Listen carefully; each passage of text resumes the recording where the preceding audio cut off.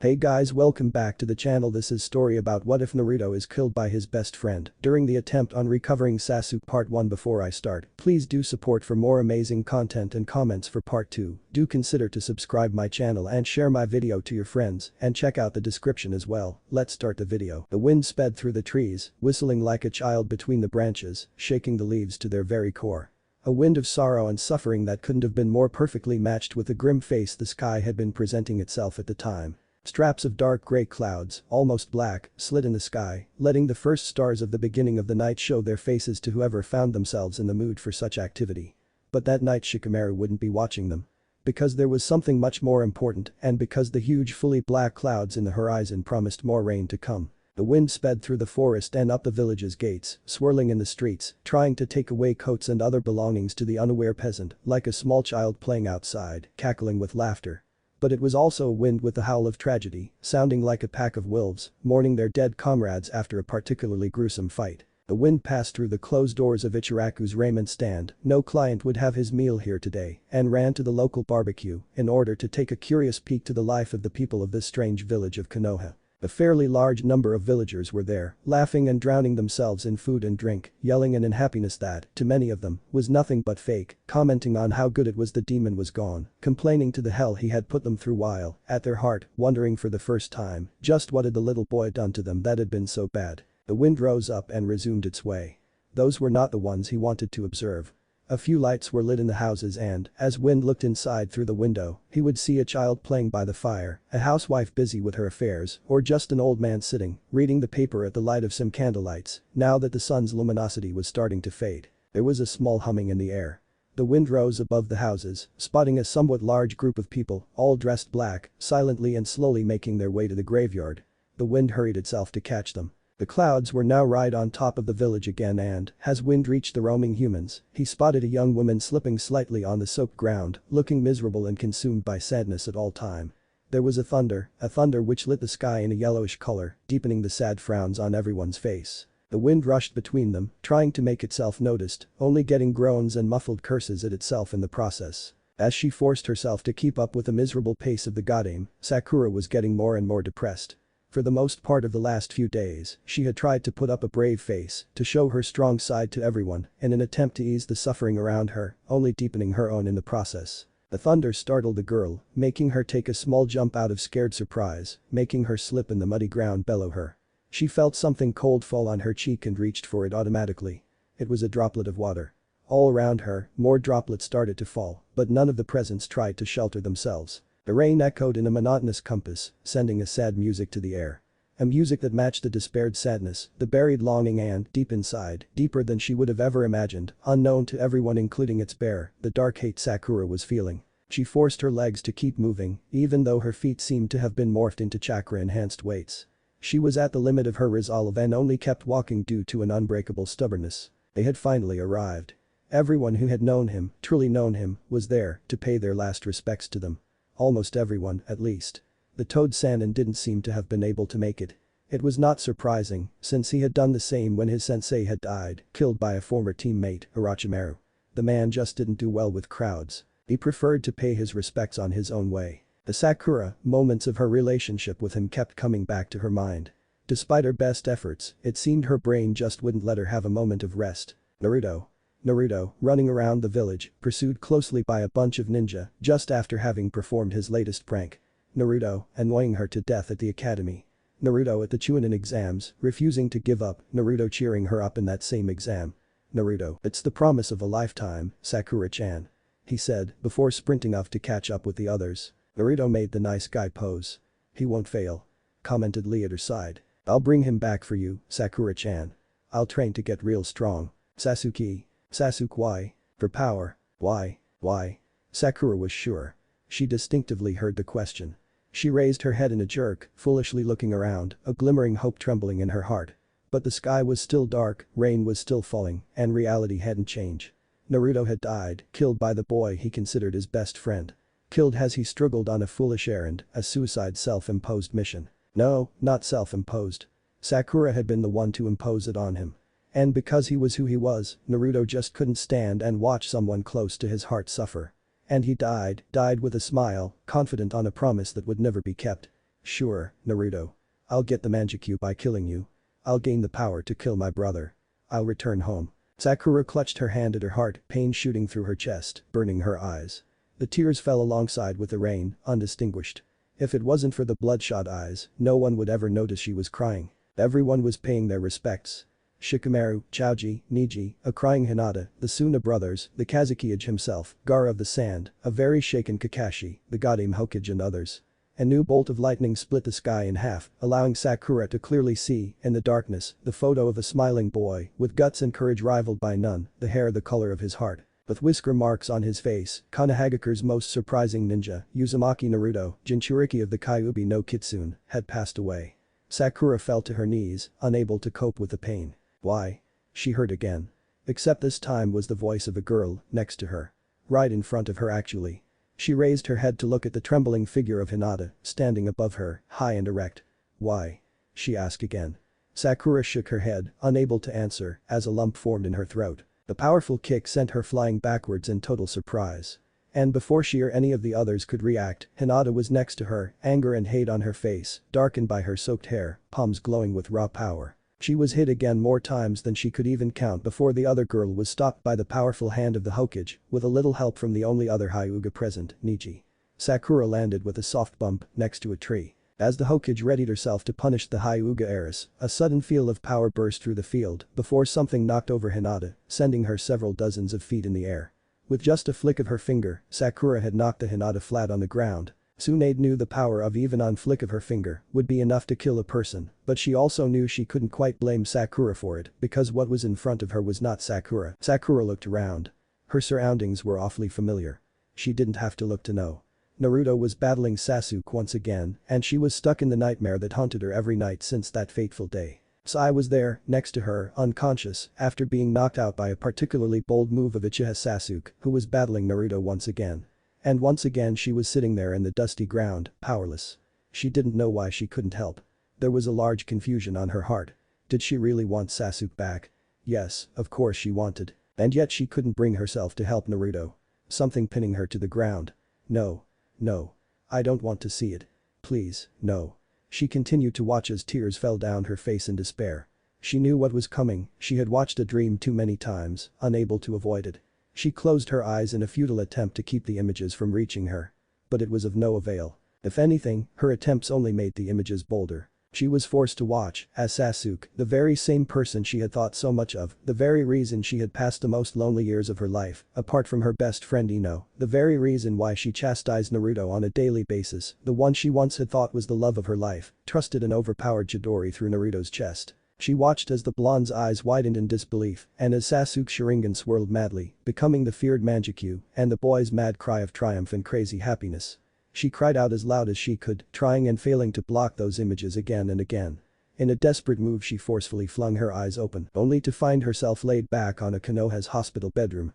She tried to calm herself, tried and failed once, twice and again, sweat dropping from her forehead. She wiped it, remembering that it was the reason why she had had a hell of a time in her first times at the academy. And that it was why she had made friends with Ino, who felt sorry for the little pink-haired girl sobbing quietly on the park. Forehead Girl was still a teasing name her friend used in order to pick on her when they used to fight over Sasuke. She clenched her fists at the thought of the boy and tried to think on other things, not wanting to destroy the hospital. The mix of her bloodline limit and the insane strength she had gained from her training with the Goddamn Hokage, Tsunade, the Slug Sannin, was not a good combination for the furniture when she was enraged or otherwise distressed. Her memories from the fated day, when Sasuke did what she thought impossible and murdered his friend, weren't very good. She could not remember much after the Uchiha had shoved his attack towards Naruto, sealing his fate. She remembered hearing him brag about his Mangekyou Sharingan and how he was now able to defeat his brother and rebuild his clan. She remembered how she listened without believing when he asked her to follow her to glory and be one of his trusting servants. She remembered him asking her cooperation on the rebuild of the Uchiha clan. She remembered spitting on his face and trying to attack him. She remembered Tsukiyomi. All the rest was blank. The others had, eventually, told her the rest of the story. Apparently, Sai had come back to his senses to find her performing medical jutsu on Naruto, desperately keeping him alive, even though he had no heart anymore, with a blank look on her face. He had made one of his jutsu and summoned Tsunade and a few of the others, such as Jiraiya and Kakashi, to help. No matter what he would try, Sai just seemed to have been unable to release her from her state of mind. They told her Tsunade had been forced to knock her unconscious to succeed in stopping her, effectively keeping her from killing herself from chakra exhaustion, but, on the process, assuring the fate of the blonde shinobi. Not even the chakra of the Nine Tails had took effect in saving the host. It was as Jiraiya had said, Kyuubi could only repair, not rebuilt out of thin air. After that, Naruto's body just seemed to dissolve itself into the atmosphere on colorful streams of smoke, disappearing. At first, Sakura had gained some hope from it, but not for long. Jiraiya explained her that what had happened was not a jutsu from the Nine Tails trying to save his vessel, but actually the irrefutable proof that Naruto's life had come to an end. The boy had entered the legendary lifestream, the shortest path to heaven, where only the fairest and the pure could thread. Apparently, it had been then her bloodline limited manifested itself for the first time at least with full power. As far as she had understood from the Hokage's explanations, what was moving her body was not her as she was now, but rather another her. She had two versions of herself inside her body, two minds of the same person, but, at the same time, with different behaviors. The scarce information she had been able to get, she had received from her mother. It was a well-known fact that practically all the females of the Haruno clan were gifted with high levels of intelligence and what some people would describe as photographic memory. It turned out that those were the early manifestations of their bloodline, an alter ego which was composed of all the repressed feelings of the girl and held no problem in breaking the rules of society. It was known to be a formidable defense against mind attacks, and it was because of that the Haruno family members were so good at genjutsu. It could also take control of the body if the user was in a state of high peril. Apparently, that's what had happened. She remembered the funeral. The giant toad that appeared out of thin air to pay its respects. She remembered Hinata and her heart almost stopped. Hinata hated Sakura. That much was obvious. It was also obvious that she held her responsible for what happened to Naruto. And the most terrible thing of it all was that she was probably right. A pointless quest, a childish and immature request. The ramblings of a spoiled brat was what the demand she had made for him to rescue Sasuke seemed to Sakura now. And as a result Naruto was gone. There was a dark atmosphere in the Hokage's office. One of suffering and distress. Never had Tsunade expected something like that to happen. She had been convinced that the bonds between the team were strong enough, she would never expect the Uchiha to murder one of his own. Still she supposed she should not be surprised. The Uchiha clan had been known to have some extreme instabilities in their branches due to the fact that they treasured their bloodline so much that actually almost prohibited marriage outside the genetic lineage of the clan. It was a well-known fact that such behaviors led to mental instability and madness. Although it would be true the Sharingan would remain pure due to the genes being always present, it was also true that genetic problem affecting behavior and even physical qualities would also be enhanced. All reasonable medical ninja knew of such facts, but they had no power to intervene inside a clan's affair. That was something that not even the Hokage had power to do. And the Uchiha clan had been left alone. It was now clear that the last of the Uchiha had surely inherited some of those instabilities, which had been probably worsened by the murder of the boy's family by his older brother. Still, there was something more, something luring in the shadows. Tsunade could not perceive what it was, but she was sure there was more to the Sharingan and to what some would call the Uchiha's curse than met the eye. With a sigh the woman got up and looked through the windows. The circular room had only one regular exit, which consisted in a door, guarded by ninja every time of the day. It was a circular room, much similar to the one where missions were assigned to the ninja teams, although smaller. The Hokage desk stood in the center, from the viewpoint of someone who enters, and was slightly misaligned with the overall center of the room, so that the light coming from the big windows behind the Hokage's seat could give the best amount of illumination possible. It was to those windows the Hokage went and, looking down, she was just in time to spot a small woman approach the building. It seemed that punctuality was one of the Haruno's qualities, although, at the time, the Hokage couldn't say if it was a quality or a curse. She still hadn't figured out how to break the news to her apprentice's mother. Another thunder made itself known as the Hokage returned to her desk. She looked down at the desk. The necklace she had given to Naruto stood there, unmoving and darkened by bits of blood, as if the object itself was sad with the death of its previous bearer. Tsunade had been through 3 hellish days, suffering the death of the one she considered almost as a grandson, even going so far as if wondering if there was some curse related to the necklace and if it had been her fault Naruto had died. It was all even worse because of Jiraiya's disappearance. When her lover and brother had died, she had always been able to count with the other Sannin shoulder, but it seemed he too had taken an hard blow with this particular death, even more so than when his previous students died. And as if that wasn't enough, there was the problem of her current student. It was obvious to her that, at some point in the struggle, something awful, horrible had been done to Sakura, thus inducing the self-activation of her bloodline ability in order to protect herself from such event. What exactly it had been, Tsunade hadn't been sure until the medical exam's results arrived at her desk a day earlier.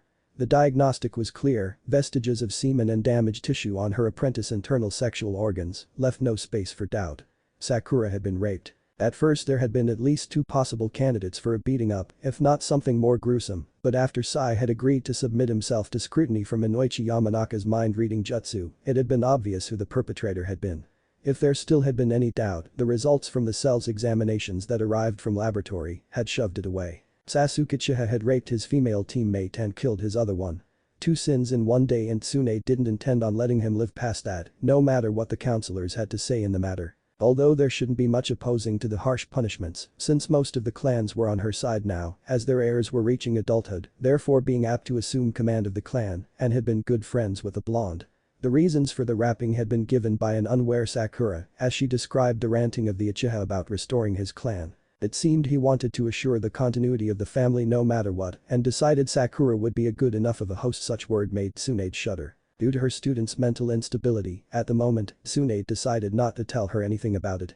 However, the same could not be said about her mother, and Tsunade felt that, as her guardian, the woman had the right to know. So she had summoned her for the discussions of urgent matters concerning her daughter. She was also a little pissed at Sakura.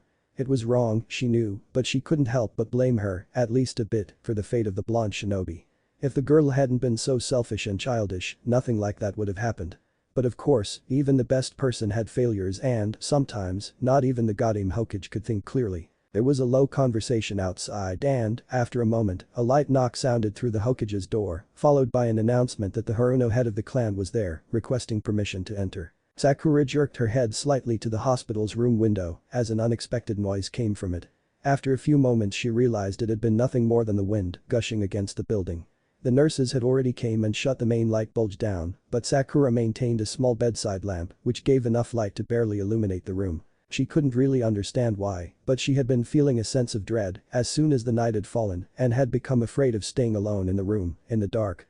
She wasn't sure, however, if the lamp was making the situation better at all, as its light would cast shadows across all the room. Even though she tried to ignore it, she would sometimes perceive, or imagine to perceive, flickers of movement in the shadows. However, once she looked there, she would never see a thing. The thunderstorm wasn't helping either, and she would often jump in surprise when a particularly close thunder would fall from the dark sky. She kept looking through the window next to her bed to the street outside, where the street lamps were casting a pale orange light, where the droplets of falling rains could be seen shining, like kunai made out of light. Her mother had stopped by earlier in the day and had informed her that the Hokage had summoned her for a private meeting. Sakura wondered what that was all about. Although some part of her was wishing for the Goddam to ask her mother to gain a more firm grip on her so that she could improve her skills faster, she couldn't also avoid a dark feeling, a sensation of disaster hovering above her head. She sighed and turned to the window once again. There was this feeling in the room she couldn't really explain. She tried to call for one of the nurses, but it was of no avail, as no answer was given to her calls. Sakura got up and reached for the door. She opened the door and saw that she wasn't really in a hospital, but in some kind of underground dungeon. She followed down the corridor searching for something. What she was searching, she couldn't tell, but it felt as something she definitely had to find. She finally reached the end of the corridor and was now starting to feel something close to dark satisfaction. She opened the gates in front of her and entered a large room. "About time you showed up," said Sasuke. "I was about to start without you." There was no audible answer from her, but it was obvious there was no way in hell she would let him have all the fun alone. "Actually, I'm through with him, he's all yours," the raven-haired boy said before leaving the room. Sakura grabbed the long knife she had with her, making sure it was sharp before turning to the person behind her, immobilized by a large set of chains reinforced with jutsu. "Hello Naruto." "Goodbye Naruto," she said before slowly driving the knife through the blonde's chest, slowly, savoring his screams of pain. Sakura rose up from the bed, realizing the screams she was hearing were coming from herself. She felt evil, dirty, and started to try getting of the bed in desperation. The nurses eventually came and found her sitting against the corner of the room, hugging her knees. No matter how much they tried, she would only say a single thing. I killed him, I killed him." Wind had seen enough. Swirling around the distressed humans on the street one last time, it rose in the air. It sped past the graveyard, reaching the training grounds where an old man was sulking, looking at the darkened sky. This was the man destined to train his chosen, the man who had trained his chosen who had now temporarily disappeared from the surface of the planet. Wind rose in the sky and left on a quest. A quest to greet his chosen, who was just about to come back from the abyss. The green, yellow and white streams of light flew above his head when Naruto dared to open his eyes for the first time since he had received the Chidori on his chest. The memory was still fresh on his mind, although he didn't really have the slightest idea of what had happened after that. Nor how he was still alive. Naruto looked around, curious. He knew the place he was in, of course. It was his own mindscape, the place where he would usually end up when particularly beaten up and proceed to hear the sarcastic, sadistic comments of Kyuubi, the demon fox sealed inside his body. However, this time no remark came from the cage. Because it was simply not there. No sign of the demon fox either. Naruto would start worrying about the fox having succeeded in escaping if he hadn't more pressing matters. No matter where he looked, the large room was being torn apart. As if something was demolishing it. But instead of falling down, the mindscape was actually going up, gradually breaking into smaller and smaller pieces, into an enormous vortex of yellow and white light, as water in a maelstrom, or air in a hurricane. As he looked, he saw bright strands of light reach out from the vortex and grab more of the room, breaking it down. It was a terrifying sight and Naruto had no idea what was going on. He looked around, but the exit he would usually use had already been destroyed. Now it was the ground around him that was starting to collapse. He looked up to the vortex again in desperation and, to his horror, the strands reached out for him. He tried to dodge them, but some, very thin ones, succeeded in attaching themselves to his eyes. What he felt next was indescribable. It was as if his body was being torn apart and put back again millions of times, and at the same time, he could feel his eyes being slowly changed, modified, pulled away, disintegrated. He felt the same thing on his chest and knew it was the end. Then to his surprise it stopped. He could not see what was going on but felt something soft, something hairy brush past him. He could also hear wind gushing as if something enormous was continuously moving around him. Sounds of growls were also present and Naruto started to wonder what more was in check for him. It was curious, though. Although he was experiencing pain like he had never experienced before, although he had just lost his vision and probably would also lose his life, Naruto felt curious.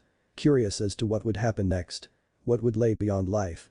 What was death? And so, with a feeling of deep curiosity and childish anticipation, Uzumaki Naruto felt a pull on his body, felt the soft furry thing wrap around him, and dove into the vortex, to the very core of the unknown, to the source of the lifestream, protected by something or someone he could not see nor identify. The sound of falling droplets awakened Naruto. It was a soft, rhythmic sound that he would have dismissed easily in the past, but now struck him as indefinably beautiful. He opened his eyes to search for the source of that sound. He could not see. No matter how much he tried he would only get darkness as an answer to his efforts. Why could he not see what was wrong with his eyes? Naruto started to run around aimlessly, beginning to panic. Because of his careless wandering, he ended up bumping with his head against something hard, falling over, utterly defeated by something as simple as a stone statue. When he came back to his senses something had changed. He still couldn't see like any normal human being would but, aside from the darkness, there was a strange fogyish yellow thing wherever he looked. He tried to stretch his hand to grab it and saw how the fog moved, as if it was water, waving when a rock thrown by a little kid hits it. It moved differently according to how he moved too and seemed to be concentrating around him. This sure was freaking Naruto out, but, after some time, he came to the conclusion that, whatever it was probably harmless, since he didn't feel any after effects from being in contact with it. Still, the similarities it had with the yellow light that had attacked him before was disturbing. Naruto tried to get up only to bump his head against the rocky structure from earlier.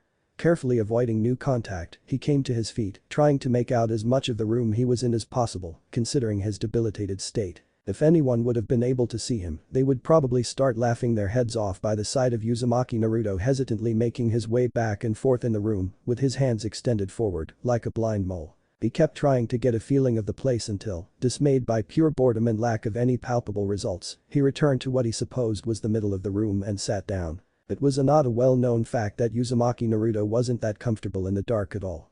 Memories of his lonely childhood came back with demons, old and new, to haunt him in those situations. And being in a room he did not know, seeing nothing but darkness all around him, a darkness sporting very strange shiny dust particles or whatever that was pretty much freaking him off. It was strange that the fox still hadn't healed his eyes, though. That dumb fox, what is he doing? Hey, dumb fox, heal me with your chakra. It could be described, perhaps, as a somewhat irresponsible challenge, the one he was making, considering how much control the demon fox seemed to be getting over him in what concerned the chakra it gave to the blonde boy. However, no angry comeback was sent through their link, no surge of malice and chakra. Just plain silence. He also tried to reach the cage, as he had been taught by Jiraiya, but found it nowhere. The demon fox had, for all purposes and effects, disappeared from his mind and body. Figures. The first moment I really could find that fox bastard useful, he leaves. Naruto said aloud. There was an unexpected extremely bold echo from those words, which went on for quite some time. That much told Naruto that, at least, the room he was in was really big. Perhaps not in radius but, at least, in height. Damn. It looks like I'm all alone. Hours, minutes, seconds, years. All that could have passed during the time he waited for someone, something that would help him out of the situation he was in. But nothing came, no one answered his needs, and Naruto was bored. He had slept a little, driven by sheer boredom, and passed the rest of the time wandering around. The room was much larger than he had previously anticipated and extended through a great door into a corridor. He had discovered the passage thanks to the shiny dust he could see. Which was, truth to be told, the only thing he could see. He had been sitting in the floor after awakening from the nap when suddenly realized that the dust seemed to be moving. It was so subtle that it had escaped him before, but it was there. The dusty particles were being moved as if a wind was blowing, and, carefully following them, he reached a place where there seemed to be a hole in the wall. A quick inspection proved it to be large portals, enormous doors, opened ones too, that led to a large corridor. As soon as Naruto stepped into the corridor he felt wind. Fresh wind blowing softly against his right side, brushing his hair. It seemed that, wherever he was walking in an open space. He reached out with his hands and found low walls at both sides, and Naruto concluded he should be in some sort of bridge in the open or whatever. The dust was much more spread, without really losing its density, which seemed to confirm his assertion of being out in the open space. He kept going, carefully following through the corridor, until he reached another door. He was starting to be able to make out obstacles and buildings out of the way the shiny dust behave. The fact that he had been using his hands and all other sense trying to take out the greatest amount of information possible seemed to be helping too. He was slowly adapting himself to his handicap, making use of the newfound ability, if it could be called one. The door had some kind of pattern that, oddly enough, Naruto could see. And he could see because the dusty particles were concentrating on it, making the lines glow the same way they did. It was an hexagram with circles in each corner. The uppermost of them all held the image of a human being. The downmost the circles of what seemed to Naruto as a tailed beast. The other four ones had the kanji for the four elements, and, in the middle of the hexagram, stood a large circle, with an eye in it, with concentric circles for pupils, and with a strange object as the iris. There were lines of writings uniting each circle, forming the hexagram, but Naruto didn't understood nor recognize them. Somewhat puzzled, he pushed the door open. Naruto entered this newfound room and, instantly, the perception changed. The whole room glowed brilliantly in golden light, with a great source, ball of energy in the middle. Its features weren't discernible, which wasn't surprising, considering how much he could see at the moment, but even if he could, he doubted he would be able to actually see something. The patterns of light of the ball were always changing, as if it was made of different rings, each of them turning independently from the others. He stood there, with his mouth open at the object. When he tried to touch it, he discovered he couldn't. Naruto wondered what that ball was. "That is the machine of the world," said a soft female voice from behind him. Naruto turned back and saw a humanoid figure that shone so brightly in the golden light that it was actually white. It was almost blinding him. The yellow dust swirled around it. "Everything that was, is and will be is recorded here." Another voice, this time of a male, made itself heard, again from behind Naruto.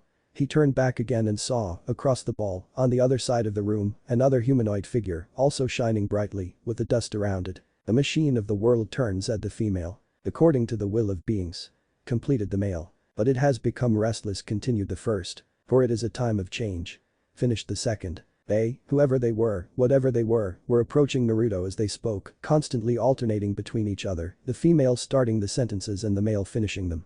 Naruto had his eyes open wide, trying to make out the maximum of their intentions. Of course he couldn't see a thing besides the bright light. "You're hurt. The livestream is not kind. Fear not, you will heal." The one Naruto had identified as a female raised a hand to his eyes, while the male raised a hand to his chest. Light really blinded him that time, and he felt some pain again, both in the chest and in the eyes, although now was a pain mixed with a ticklish feeling he usually associated with healing injuries. The light extinguished and all was darkness. He realized he had his eyes closed. Ever so slowly, he tried to open them. The freakish golden dust was there still, but this time it resembled more like liquid than actual solid particles. And he could see like he used to.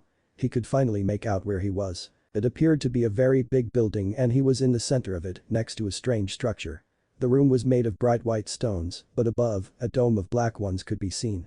Each of the stone types seemed to meld with each other in a very harmonious way, beautiful even. In the central structure stood a large ball made out of intricate metal rings, spinning each one on its own direction. If the golden bright wasn't still present, Naruto would have found it very ugly. But it seemed he still could see the strange thing, although more faint.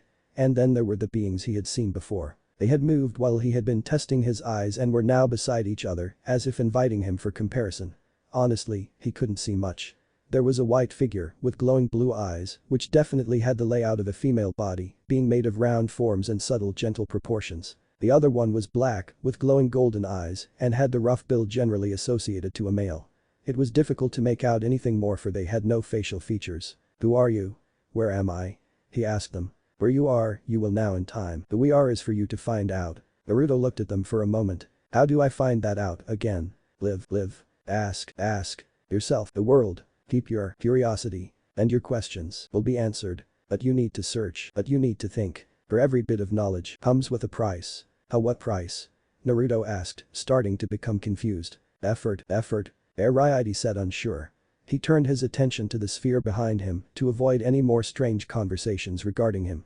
And the figures were instantly by his side, answering the questions before he actually had time to voice them, answering them before he even had time to think them, the questions he had on a subconscious level and didn't yet understand. The machine of the world. Since the beginning of time we've been here. Yet, this one artifact is even older than us. The rings follow the flow, but the flow is uncertain. There is a maelstrom within it, and you lie in the center of it. Your choices will decide the fate of your world. The dark figure leaned towards him and tuffed him with one finger on his forehead, while the white one nudged him gently on the heart. Naruto gasped as a tremendous pull made itself felt, and he fell backwards. The last thing he saw was the rings passing through him, with him going always further towards the middle of the sphere, being engulfed by light, drowning in darkness. Naruto looked around, curious. He knew the place he was in, of course. It was his own mindscape, the place where he would usually end up when particularly beaten up and proceed to hear the sarcastic, sadistic comments of Kyuubi, the demon fox sealed inside his body. However, this time no remark came from the cage. Because it was simply not there. Instead of it stood 4 pillars of an unidentified rock, with what seemed like ancient writings and a paper with the kanji for contract, placed upon the upper pillar. Inside the rectangle formed by the pillars was what seemed like pale, bright blue glass. Upon closer inspection, however, Naruto noticed it looked more like water than glass. With what seemed like a maelstrom in it, just like the one he had once created with his bunshin in order to provide a safe escape to his team. "It looks a lot like the symbol in my jumpsuit," he thought. The surface shimmered and shone like diamonds in a way that was very appealing to Naruto. He tried to remember what he had been doing to get here and why the fox wasn't there. The Chidori through his heart. Naruto placed his hand on his chest, as if to confirm it was still there. It was that, then. He had died. Perhaps that was the way to heaven. This thing looks like a portal. Perhaps it is what's necessary to get to the afterlife. Well, either way, here I go. Naruto reached out with his hand, touching the surface of the liquid with the tip of his finger. It did felt like fresh water in a spring. Distracted by the feeling, he only realized what was happening when the liquid had already reached to his forearm. Surprised and a little scared, he pulled away from the portal with a jerk and observed how the fluid was absorbed by his own skin. Waiting a moment for any noticeable effects, he finally concluded that, whatever it was harmless. Might as well go on with it.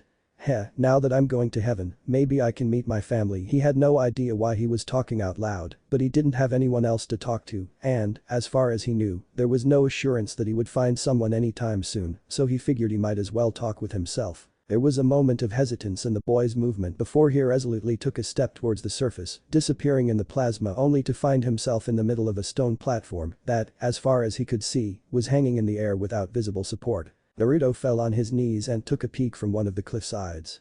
All he could see was sky and clouds under him. Great. Am I supposed to wait here until I grow wings, or is some angel coming to get me? He said sarcastically. I would not expect that, kid, but if you want a ride I could provide it. As he searched for the source of the voice, an enormous head came level with him. Right in front of him, a gigantic fox-like creature with white fur shining in the sunlight stood, looking intently at his face. As he looked at the creature, he realized 2 things. First, it was not it who was upside down, but rather himself, as he could see the ground up above his head. And 2, the animal had various tails, swinging in accordance to one another. Naruto had only seen one animal with multiple tails with a resemblance to a fox, if it could be called an animal. He therefore concluded that the one in front of him was Kyuubi, the 9-tailed demon fox. Something seemed a little off, though. The Kyuubi he knew was blood red, not white, and spoke with a male voice that reeked of death and malice, almost like a stench that would remain in the air after it had spoken, not with a soft female voice. The only things that remained unaltered were the slid red eyes, the tails, and the feeling of power that was ever present in its voice. He wasn't about to let his guard down because of such technicalities, though. Naruto flexed his legs and went into standby stance while asking with somewhat suspicious eyes. Who are you? What do you want? What kind of stupid question is that? We're in your mindscape, I'm a fox-like being and have multiple tails, who the hell do you think I am? I'm Kyuubi, of course. Apparently, the new looks hadn't changed the demon fox's short temper. The crap. My mind is a sower and the demon fox I know is blood red in color and has the most vicious way of looking at me, as if imagining how I would be bloody and messy. He answered promptly, my mindscape is not a fancy field like the one I see above me and below you. It was quite the mystery as how Naruto had been able to keep such wordplay like that, with above and bellows all mixed so, for a moment, there was silence. Kyuubi tilted her head to the side as if finding the exchange of words amusing. Well, I got tired of the color and decided to change. As every girl in the world I also have a sweet side and sometimes like to show it of course if you keep that up, I'll have to show you my unpleasant side too and as for your mindscape, I don't really like sewers, this place is much better, thank you. A deadpan answer was sufficient to throw Naruto off his guard. He managed to regain composure in a matter of seconds though. Girl? He asked. His overall posture must have been rather comical because Kyuubi started to giggle a little, something that threw him even more off guard and managed to scare him a lot too. What the hell was going on? What's with that face? Do I not look like a girl? And Kyuubi made a pose. Now that he thought about it, that was an air of gentleness and a feeling of general girlishness towards Kyuubi. Except that would be impossible. Naruto was fairly sure that Kyuubi was a male. That's impossible. I'm certain Kyuubi was a male. He said. Oh. The fox maid, well blinking, that would be because of my lost tails. But now that I got them back, I'm back to my older self too. The conversation was making no sense to Naruto but before he actually had the time to go and ask another question, Kyuubi said, why the hell are we having this conversation in this silly way? Come on grab this. And Kyuubi extended a tail towards him. What? Asked Naruto, astonished. Just grab it, come on. And flicked the tail in front of him, tickling his face. Stop that. And he grabbed the tail. Kyuubi lifted him from the platform he was standing on and lowered him towards her. About halfway through, Naruto suddenly felt the pull come from the exact opposite direction and found himself upside down, falling towards the ground and Kyuubi. It would have been a nasty fall if she didn't catch him with another tail of hers. Apparently, the platform had a gravity of its own that only made itself felt at short distances. To Naruto's great surprise, Kyuubi put him on the top of her head. Hey, hey. He made to get Kyuubi's attention, what's this crap about lost tails? You're the nine-tails demon fox, there's nothing more to it and last time I checked you had them all. And what are you doing here? Heaven is for the righteous like me not for demons like you. This seemed to piss Kyuubi off. For the last time, this is your mindscape. And I am not a demon. And my name is not Kyuubi, nor are we dead. Naruto blinked. What do you mean, it's not your name? Of course it is your name. And I'm pretty sure I can't live without the heart Sasuke stole from me. Kyuubi flicked one of the tails in front of him in a clear sign for him to grab onto it and placed him on the ground in front of her. Then she sat down and, straightening her back and assuming a pose of playful importance, she said, now listen well, cause I won't gonna say this again. And she flicked one of her enormous tails, pointing to herself, I'm not called Kyuubi. Of course my name is too complicated for you to say in its original form. Its translation is far too complex. Part of it would be Kitsune, so that's how I am going to introduce myself to you. Kyuubi proudly straightened herself even more and continued, locking her eyes with his, I am Kitsune, the goddess of mischief and playfulness, not some petty demon.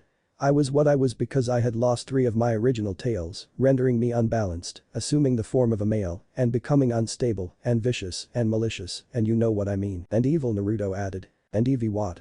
No, I'm not evil, the Kitsune said mortified, it was all because of the lost tails, you see. Without my normal number of them, I become unbalanced. Tails are the tailed beast's heart, if they get to miss, we become corrupted. Oh, yeah, and how did you lost them? Naruto retorted. They were not lost. Kyuubi answered sadly, they were stolen. Huh? Naruto was becoming confused. He honestly couldn't make out how the hell someone was going to steal one tail from a gigantic fox. Yes, stolen. And by one of your village. You never ask yourselves why I would only attack Konoha most of times. Well, we figured it was one of those crazy demon beast things, you know, Naruto said sarcastically. Deep inside, however, he was astonished with that piece of information. Anyway, what does one stand to gain by stealing you some tails? You really have no idea what our tails are, do you? Well, tails are, like appendices, right, they are used for maintain balance while in movement, that's about it. He concluded. Baka. Kyuubi said, a Bijuu's tails are its soul. And its source of power too. So by stealing my tails, the culprit was able to obtain more power. That doesn't still explain why you're here, Naruto remarked. Kyuubi seemed a little pissed by the sudden change in the topic, but managed to hide it. After you were killed by that boy, something I definitely was not expecting happened. You entered the livestream. And most surprising of it all, you took me with it. Kyuubi started, the livestream is an energy field of some sort that is known to be the shortest path to heaven or whatever, and only the pure of heart are able to do it, she said smartly, effectively answering Naruto's question before it left his mouth and therefore keeping him from disrupting her story again, so, it is not surprising that I was dumbstruck for being able to enter too. As much as I try to deny it, truth was I was not exactly pure of heart at that very moment, nor had I been in the near past. Well, yeah, I suppose killing hundreds of innocents might do that to you. Naruto managed to slip between her speech. Shut up anyway, there's a catch as to entering the livestream. Kyuubi explained, you see, the livestream is a sort of defense mechanism. Its job is to cleanse of all impurities the ones that manage to enter it regrettably, that usually means your body. So I, in all my wisdom and goodwill, I decided to protect you cause, let me tell you, you were getting one hell of a beat up at the time. Now Naruto understood. The fluffy thing he had felt while on his mindscape before had been Kyuubi protecting him. Of course I suffered a lot of damage myself for that, but I'm pretty tough for a girl, you know. Kyuubi seemed to like gloating about her power and endurance, and you really didn't lose a thing in that, since the livestream interacted with your eyes and body, which allowed me to have a more deep influence in the creation of your bloodline, although that wouldn't have been possible to create such a powerful bloodline without their agreement and intervention, and without being there too, she finished rather thoughtfully. Naruto, on his part, was a turmoil of emotions. He finally exploded, unable to contain himself any longer. The bloodline. He screamed in shock, something that actually felt like a small hurricane to Kyuubi's sensitive ears. Ooh, oh yeah. I'm awesome, alright. Brat. Kyuubi started dangerously slow, shut the hell up. Right. So anyway, what's this bloodline of mine? Although he was no longer shouting his lungs out of his chest, Naruto still felt somewhat at unrest, something that showed in the way he kept jumping from one foot to the other. I don't know. That is something for you to find out. Anyway, after that rough episode, I was rewarded, and most righteously, after all the trouble I went through, with my lost tails. I am once again a complete being, perfect in every way you can imagine. Okay, Naruto thought, so maybe the tails wasn't the only thing that had remained unchanged in Kyuubi. Its enormous ego seemed to be faring equally well. Say, Fox, what's this deal about my bloodline ability? What do you mean by having influence in it? And just in which way, pray tell me, can someone steal such an enormous thing as a tail from you? He asked. For the last time, I'm not a fox, I'm a vixen. A girl. Kyuubi shouted, exasperated, just how much do you not know about bloodlines, kid? Hey, let's get something straight, vixen. He said awkwardly. It was strange to address Kyuubi as a female. 1. Don't call me kid, brat, nor anything like that. I'm 14 now, I'm not a kid anymore. 2. I don't know much since the Hyuga or the Uchiha and, for that matter, all other clans in Konoha don't go around distributing pamphlets about how they got their bloodline or how they work. Answers? Kyuubi said teasingly. 1. Sure thing, midget. She laughed as Naruto trembled in indignation, and about the clans not going around telling about their bloodlines, well, this is a dangerous world, and the more secrets an individual has, the more difficult to beat him it is. I don't actually know how we, Biju, came to be. Although we are not really tailed demons, but rather what you should call deities. As I told you before, I myself am the Kitsune goddess of mischief and playfulness, and as me, all the other Biju have their particular traits and abilities.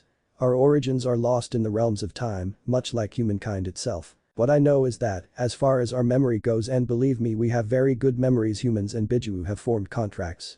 These contracts would be good for both parts. The human in question would develop a special ability, and the Biju would see its life force spread through the world, amplifying its influence. The Biju would also have the opportunity to absorb some of the knowledge of the human in question, therefore being able to adapt to changing world. There were other benefits, but you're too young to know about those. She smiled at the indignation his face showed. This is how your Hyuga clan's Byakugan came to be. They made a deal with me and I gave them the bloodline. This is probably either forgotten or hidden in the most deep and dark basement the Hyuga have in their estate. Kyuubi's voice turned darker, almost like if she was the demon once again, but one day a young Hyuga approached me. He said he was there to pay his respects to me. He flattered me and I foolishly fell to his trick. He stole me 3 tails. When a Biju loses a tail, he or she also becomes more imperfect. The result of me being deprived from my tails was what you saw. I became incomplete, turned into a male, my consciousness failed me and become a rampaging monster. Are you saying we males are incomplete? Naruto asked, who stole the tails? I never heard anything about it, and I'm pretty sure that, even if I happened to have fallen asleep during that particular history class, I would have paid attention to such a fantastic story. It wasn't something that man would have wanted to be recorded, Naruto. But the power of the tales along with his already present Byakugan gave birth to an entirely different bloodline. The name of this man was Hyuga Madara. Seeing his blank face, Kyuubi added he changed his name. He became Uchiha Madara. Naruto blinked before realization hit him, Uchiha. That's Sasuke's family name. You mean to tell me the Sharingan came to be through stealing your tails? Yes, but such a vile act did not go unpunished. You have heard of Mangekyou Sharingan, right? Naruto nodded darkly. Of course he had heard. It was the reason he had died in the first place. Because the power was stolen and not freely given, the contract was corrupted and the bloodline became tainted. The Mangekyou is the epitome of that corruption. The user becomes slowly insane and generally ends up killing him or herself or getting killed. Once again such facts usually appear on the males. Kyuubi seemed to be enjoying teasing him about his gender. There are two ways an Uchiha can gain the Mangekyou. By murdering his best friend or by sacrificing himself in order to save another life. The second is usually fatal but it can happen. If you escape alive, the simple fact that you were willing to sacrifice yourself for another would give you the Mangekyou. Then the curse would be lifted and the user would have true access to the powers of the bloodline. Trouble is, I've never heard of anyone actually achieving it. Most of them choose murder and end up mad. I think I know someone who has succeeded in achieving it, Naruto said. At a questioning look from the vixen, he continued, Hada Kakashi, my sensei, he showed me a Sharingan that is not like the normal ones, with the 3 komas. And since he hasn't murdered his best friend cause he already died, I guess his Sharingan has the full-powered Mangekyou, don't you think? But, Haddock is not a Uchiha branch. How come he has the Sharingan? I dunno, he never told me. The eye seemed to have been implanted there, though. Fitting. The only one achieving the true Mangekyou is someone not from the Uchihas. What do you mean true Mangekyou, isn't the other one a Mangekyou too? Well, yes but it's a tainted one, so you don't have truly access to the bloodline true power. What power is it? But you'll have to ask your sensei once we get back. Naruto looked to the portal up above. Right. And how do I get back? Through the same way you came here, of course. But the portal is hanging in the air, I can't reach it. You call yourself a ninja, right? If you don't have the tools or the abilities, make them. Are you crazy? I can't fly. Why not? Birds can. No matter how much he tried to strain his mind, Naruto just couldn't come up with a good way to reach the portal. He had made various attempts, some very foolish, in order to do it, but they had all failed. He had tried everything. From building artificial wings, an idea that didn't work too well, since he ended up smashed on the ground after the wings broke during the fall. If he hadn't been in his mindscape, the impact might have proven fatal to a more ninja-like approach, which consisted in having several Kage Bunshin make the Rasengan and therefore create a small hurricane that would throw him to the platform. Problem was, he really didn't have control as to where he was actually thrown, and he decided to quit the idea. Several days had passed since he first stepped through the portal, and Naruto was starting to acknowledge Kyuubi as a close friend and someone to be trusted. The vixen had, however, a few odd particularities. She seemed particularly inclined into pranking him.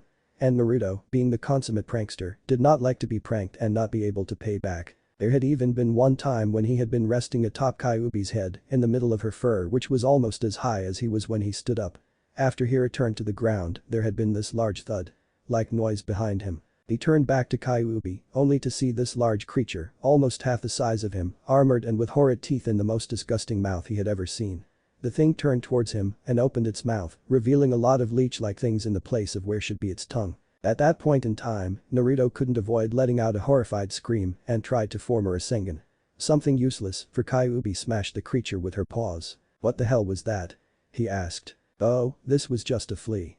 They sometimes get in my fur, you know, Kyuubi said casually, quite the nasty buggers, if you ask me. They suck my blood and irritate my skin. And she scratched her back with one of her paws as if to prove her point. And why didn't you tell me that, for God's sake? I've been on your fur a lot recently, what if I had been caught by one of those? Well, I thought maybe you would like to help me get rid of them, she said looking to him. She kept looking to his horrified face until she broke up, not being able to keep the laughter back. Mwahahahaha. Oh man, you're just too good to be true. You should see the look on your face. The smashed thing vanished in a puff of smoke right in front of Naruto's eyes. Obviously, it had been an illusion of some sorts, but Naruto had never been very good at spotting such things. I've never had this much fun since hell, I don't even remember. You tricked me, Naruto said dangerously before exploding, what the hell? He'll get you for this one, you idiot. Mwahahaha. Naruto looked at the clouds, running on the sky above him. He had been laying on the ground for quite some time now, watching the sun setting and the platform with the portal standing there, above him, teasingly. He reached out with his arm and closed his fist, as if to grab the hovering platform. He couldn't reach it. Not yet. Something was amiss. He had failed to understand something important. Never before in his entire life had Uzumaki Naruto felt like that. It was a new emotion, a feeling of seriousness and desire for understanding that had not been present before. There were so many questions he wanted to see answered. So many doubts troubling his mind. If this was his mindscape, if this was part of him, then why couldn't he reach for the exit? Why was it where it was in the first place? And where the hell was Kyuubi? Kyuubi? She had told him something about having changed that particular spot, if it could be called that, of his mindscape. If so, did she have something to do with the location of the portal? And if she had, why did she place it in such an inconceivable place? And then there was the matter of what was happening outside his mindscape. Kyuubi had said he hadn't died. Then what had happened while he entered the livestream? No matter how much he struggled, Naruto couldn't remember anything from after being sucked into the vortex of light. There was something there, of that he was sure, but he was unable to grasp it. A flicker of light in the corner of his eye, surrounded by darkness, that disappeared as soon as he tried to look straight at him. The daylight had diminished significantly now, and stars had started to appear in the sky. Every now and then, as minutes passed, a small falling star would be seen in different spots of his field of vision. Naruto kept looking at them, while a soft breeze nudged him. He had never been one to spend time looking at the stars, and only now he realized what he had missed. There was something soothing in them, looking at the heavens made him calmer and more apt for contemplative tasks, such as the one he was in now. How did the stars in his mindscape become so very well represented? His knowledge of their position in the sky was pretty close to nothing, and yet he couldn't help but feel they were in their right place in there. Had it been Kyuubi the one to place them like that? And if not, then how? How did he automatically know where to place stars in the sky if he never had bothered to look at them attentively before? Now that he thought about it, how did a human mind work? He could enter his own mindscape, could others do the same? He had heard Ino scream something about Sakura having 2 minds on the Chunin exam, was that something he was supposed to have too? Or was it a particular trait of Sakura-chan? Of course he had 2 minds in him, but he was almost sure Ino wasn't referring to a situation like the one he was in. As far as he knew, he was the only Jinchuriki in the leaf, and he was fairly certain there were no others besides him. He couldn't help but wonder. The situation there was starting to feel more and more like when he and his teammates had taken the bell test. There was something he was supposed to understand, but what? A ninja must read beneath the underneath. The words of his Jounin sensei rang in his ears, even though no one was there to talk to him. Was this a test Kyuubi had made for him? If so, what was he supposed to accomplish? Naruto sighed, tired. He was not used to have his mind so filled with unanswered questions. He used to accept things as they came, but apparently that time was over. A loud rumble told him that Kyuubi was coming. The tremors she produced while jumping from cliffs to cliffs and while running could only be compared to her oversized ego. Although, Naruto noted, she had never used such ego to downgrade him like she had done when she was still incomplete. There was some things he still didn't understand about that story, but such things could wait. The important now was to confront Kyuubi and figure out how to return to the living world. There was a crash all around him when Kyuubi landed, maintaining his body right above his. Naruto stood unaffected. You're no fun anymore, the giant vixen said. It wasn't a matter of being or not being fun, Naruto thought. She had done it so many times in the past days that he had already grown used to it. He wasn't about to tell her that anyway. She might get creative again, and then he would have to watch his back more often until he figured out her new trick or prank. Kyuubi, you said you changed my mindscape to your liking, right? He asked, serious. Yes. Short, direct answer. Just like Kyuubi. Then pray tell me, he said, assuming a meditating pose and talking in a slow, wondering voice, why did you put the exit that far up? He finished, looking at her dead in the eyes. The vixen goddess looked at him, as if trying to decide whether or not to answer the question. I had wondered. She said, looking intently at him, I wondered how long it would take for you to figure that one out. You are correct, she admitted, it was I who placed the exit in the sky, so that you would find it harder to reach it. Naruto just looked at her silently, waiting for her to continue. There are 2 ways to get out of here. Either you ask me to carry you up there, situation in which this will be our last time speaking to each other, or you can work your ass off, find a way to exit this portion of your mindscape on your own, and prove me that you are ready, fit, and otherwise worth of being taught and helped by me. What? He asked, I understand the whole concept of training and have to prove myself, but why do this now? Why here and not in the real world? Granted, there's only so much you can do here in your mindscape. And your body won't evolve and get stronger like in the real world. However, you'll be facing that harsh world as soon as you wake up and you need to be at least mentally, if not physically, prepared. I don't understand. What's all of this about being prepared? Harsh world. I've been living in that harsh world for 15 years, most of it alone. How am I not prepared? He asked incredulously. Yes, it is true that you have managed to survive for 15 years in the real world. And look where that led you. To a backstabbing from your supposed best friend. Kyuubi said, a little acidly. It wasn't a backstab, it was a full frontal attack. Naruto said, getting edgy at the topic. The huge goddess looked at him for a moment before proceeding, more calmly. See? That's exactly what I'm talking about, she said softly. Backstabbing doesn't necessarily mean you were attacked from behind. It means you were betrayed, eluded by someone who was supposed to be an ally and yet wanted nothing more than use you to his or her own profit. Sasuke didn't betray me, I agreed to being killed and he promised he would go back to Konoha. He promised he would go back to Sakura-chan. Naruto snapped, angrily. Do you really believe that? The question hung in the air for quite some time until Naruto finally answered, bowing his head pathetically. No, Naruto, it is very well that you are trusting, high-spirited and all that. But there is a difference between being pure, pursuing one's goals and believing in the good in all people's heart, and being blind by an innocence that does you no good, by a recklessness that gives you no advantage, and bound by foolish desires of getting recognition from every single person you know. What I'm trying to say, Naruto, Kyuubi said, reinforcing her point of view, is that you need not to stop being who you are in order to succeed. I'm only asking you to polish some rough edges of your personality.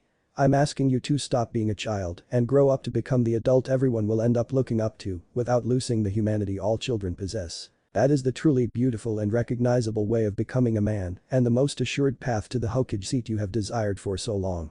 Naruto sat for a moment, looking down. So, he started, lifting his head slightly to look at her dead in the eyes. What are you waiting for?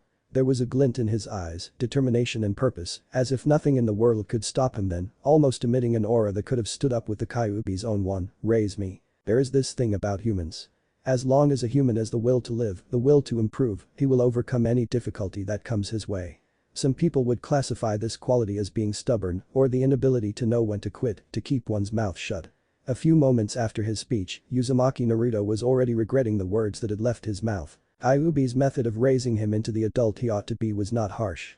It was brutal, a total torture. From the psychological point of view at least. Physical hardships were nothing new to Naruto. He was used to them, it was part of being a ninja. However, he had never fared well against psychological attacks. He got angry easily, he confused himself even more easily. But this was breaking him down. The Kitsune goddess had made some strange jutsu, at least in his understanding of the situation.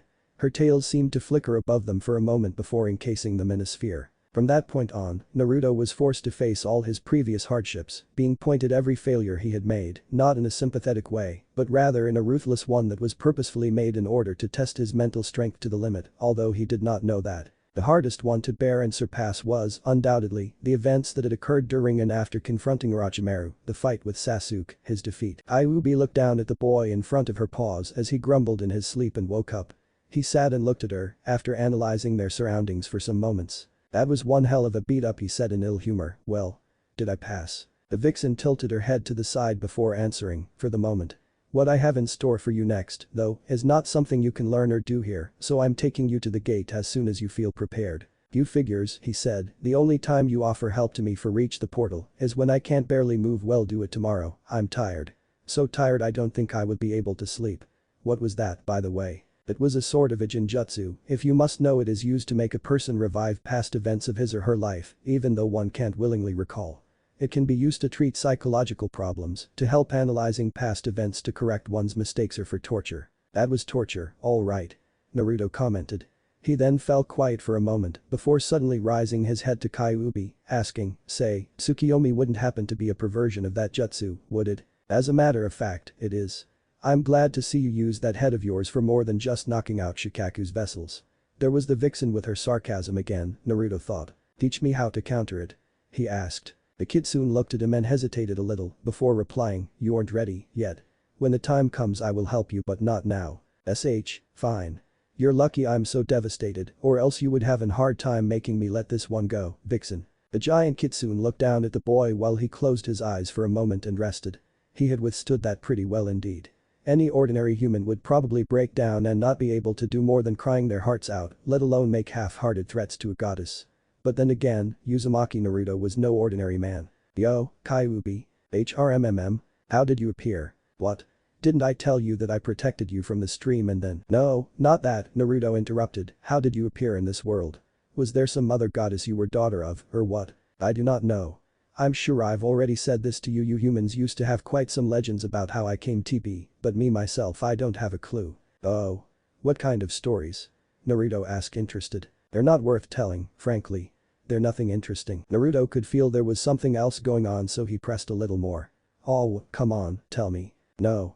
It was an authentic bark from Kyuubi's part, and although it was probably meant to be threatening, it sounded so funny to Naruto that he couldn't help but roll over on the floor, laughing. You or Kyuubi seemed to be having difficulty in finding the right word to express her feelings. You are so troublesome. Wahahahaha. You sound just like Shikamaru. Ahahahaha. Naruto laughed. He then fell into awkward silence before saying. Oh, yeah, I'll have to start working if I want to go back before they bury me. I wouldn't worry about that. When one enters the lifestream, the body simply disappears, engulfed by the flow. They don't have a body to bury to begin with. What? But then they think I'm dead. Worse than that, I don't have a body to return to. Fool. Listen to what you're saying, will ya? Without a body, how could you be here in your mindscape? Kyuubi asked, lazily cleaning one of her paws. The body cannot live without the mind, but the reverse is also true in most cases, anyway. But I agree with you. It's about time you start thinking about getting out of here. Great. But you put that up there, how am I supposed to reach it? Naruto asked, sighing. I wish I could fly. Baka. This is your mindscape. Even here, inside the contract boundaries, you are in command. I cannot force you to do anything here, nor can I impose my will. You can change everything if you want, although I rather enjoy the view. Change? He asked. Change? Naruto looked at her for a few seconds before inspecting the surrounding area. Something that had always been disturbing in that pace was the fact that nothing seemed to obey to the laws of the real world. Rock formations would assume the strangest shape, making loops around themselves and such. The clouds would be strange too, both in shape and colors. Naruto was starting to finally understand. The place wasn't subject to the laws of the universe because it was not directly connected to reality. There, everything was potentially possible, and since this was his mind, he was starting to have the feeling it all depended on his imagination. Naruto concentrated real hard in just trying to move the ground in front of him a few inches up. In front of him, he heard some rough sounds and opened his eyes to see that a small portion of the ground had been lifted from its original place. It was like growing plants, but Naruto could tell it was a tiring activity. Kyuubi looked at the small piece of rock and said, mockingly. What? I knew you were bad, but I never thought you were this bad. You really beat up everyone's expectations. Too bad it's for the worst. Heh, haha. The kitsune suddenly stopped laughing when she noticed a huge smirk on the boy's face. Almost at the same time, she felt a pressure on her bum when a huge rock hand rocketed from the ground and gave her a twist on that place. She blushed so much Naruto was sure he could see the colors even through her fur. You damn idiot, you're gonna pay for that.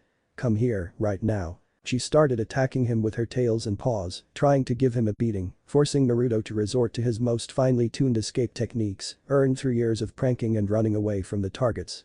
Her screeches of rage and embarrassment continued to echo through the place. Naruto never thought there would be echo in a mindscape. He continued to dodge her attacks until he finally seized the right opportunity and, landing on one of her swinging tails, used the added momentum to leap through the air into the portal platform.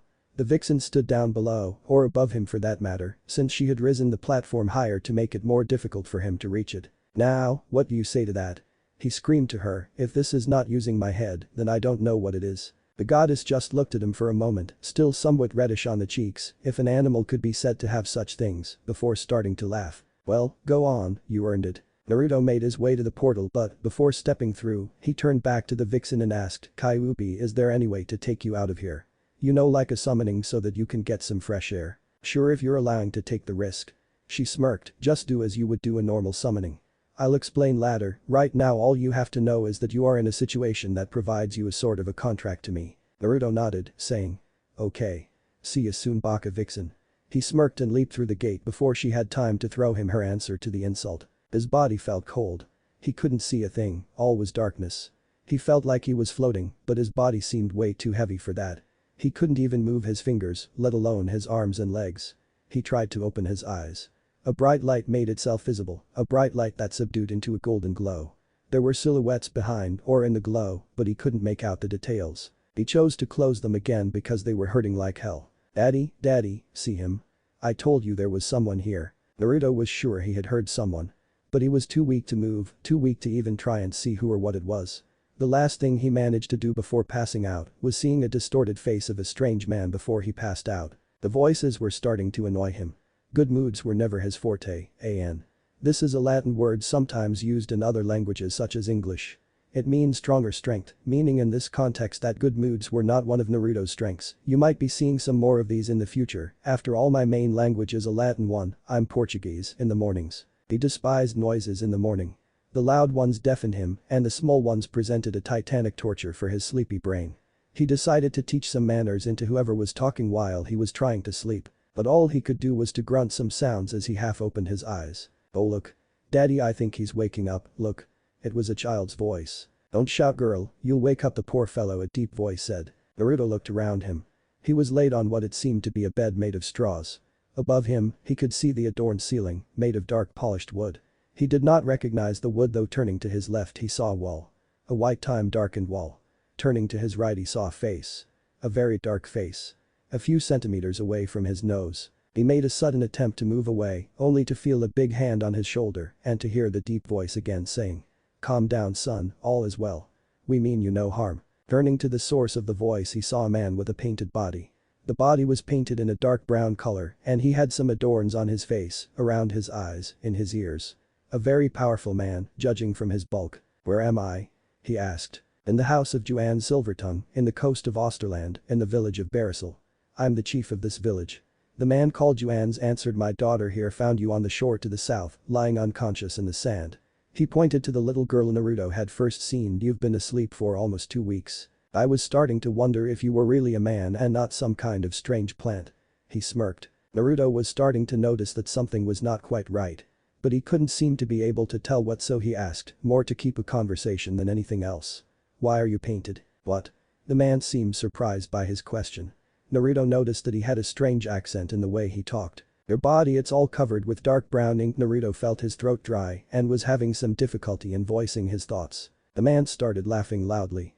It took some time before he was able to talk normally and even then he seemed to be trying to suppress laughter. Hey, you're funny.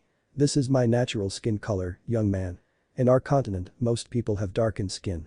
You would have too if you lived under this frying heat as well. We do have some people with white skin like you, although not in our village. I'm sorry, Naruto said, and I don't mean to be rude nor anything, but can I have some water? Sure.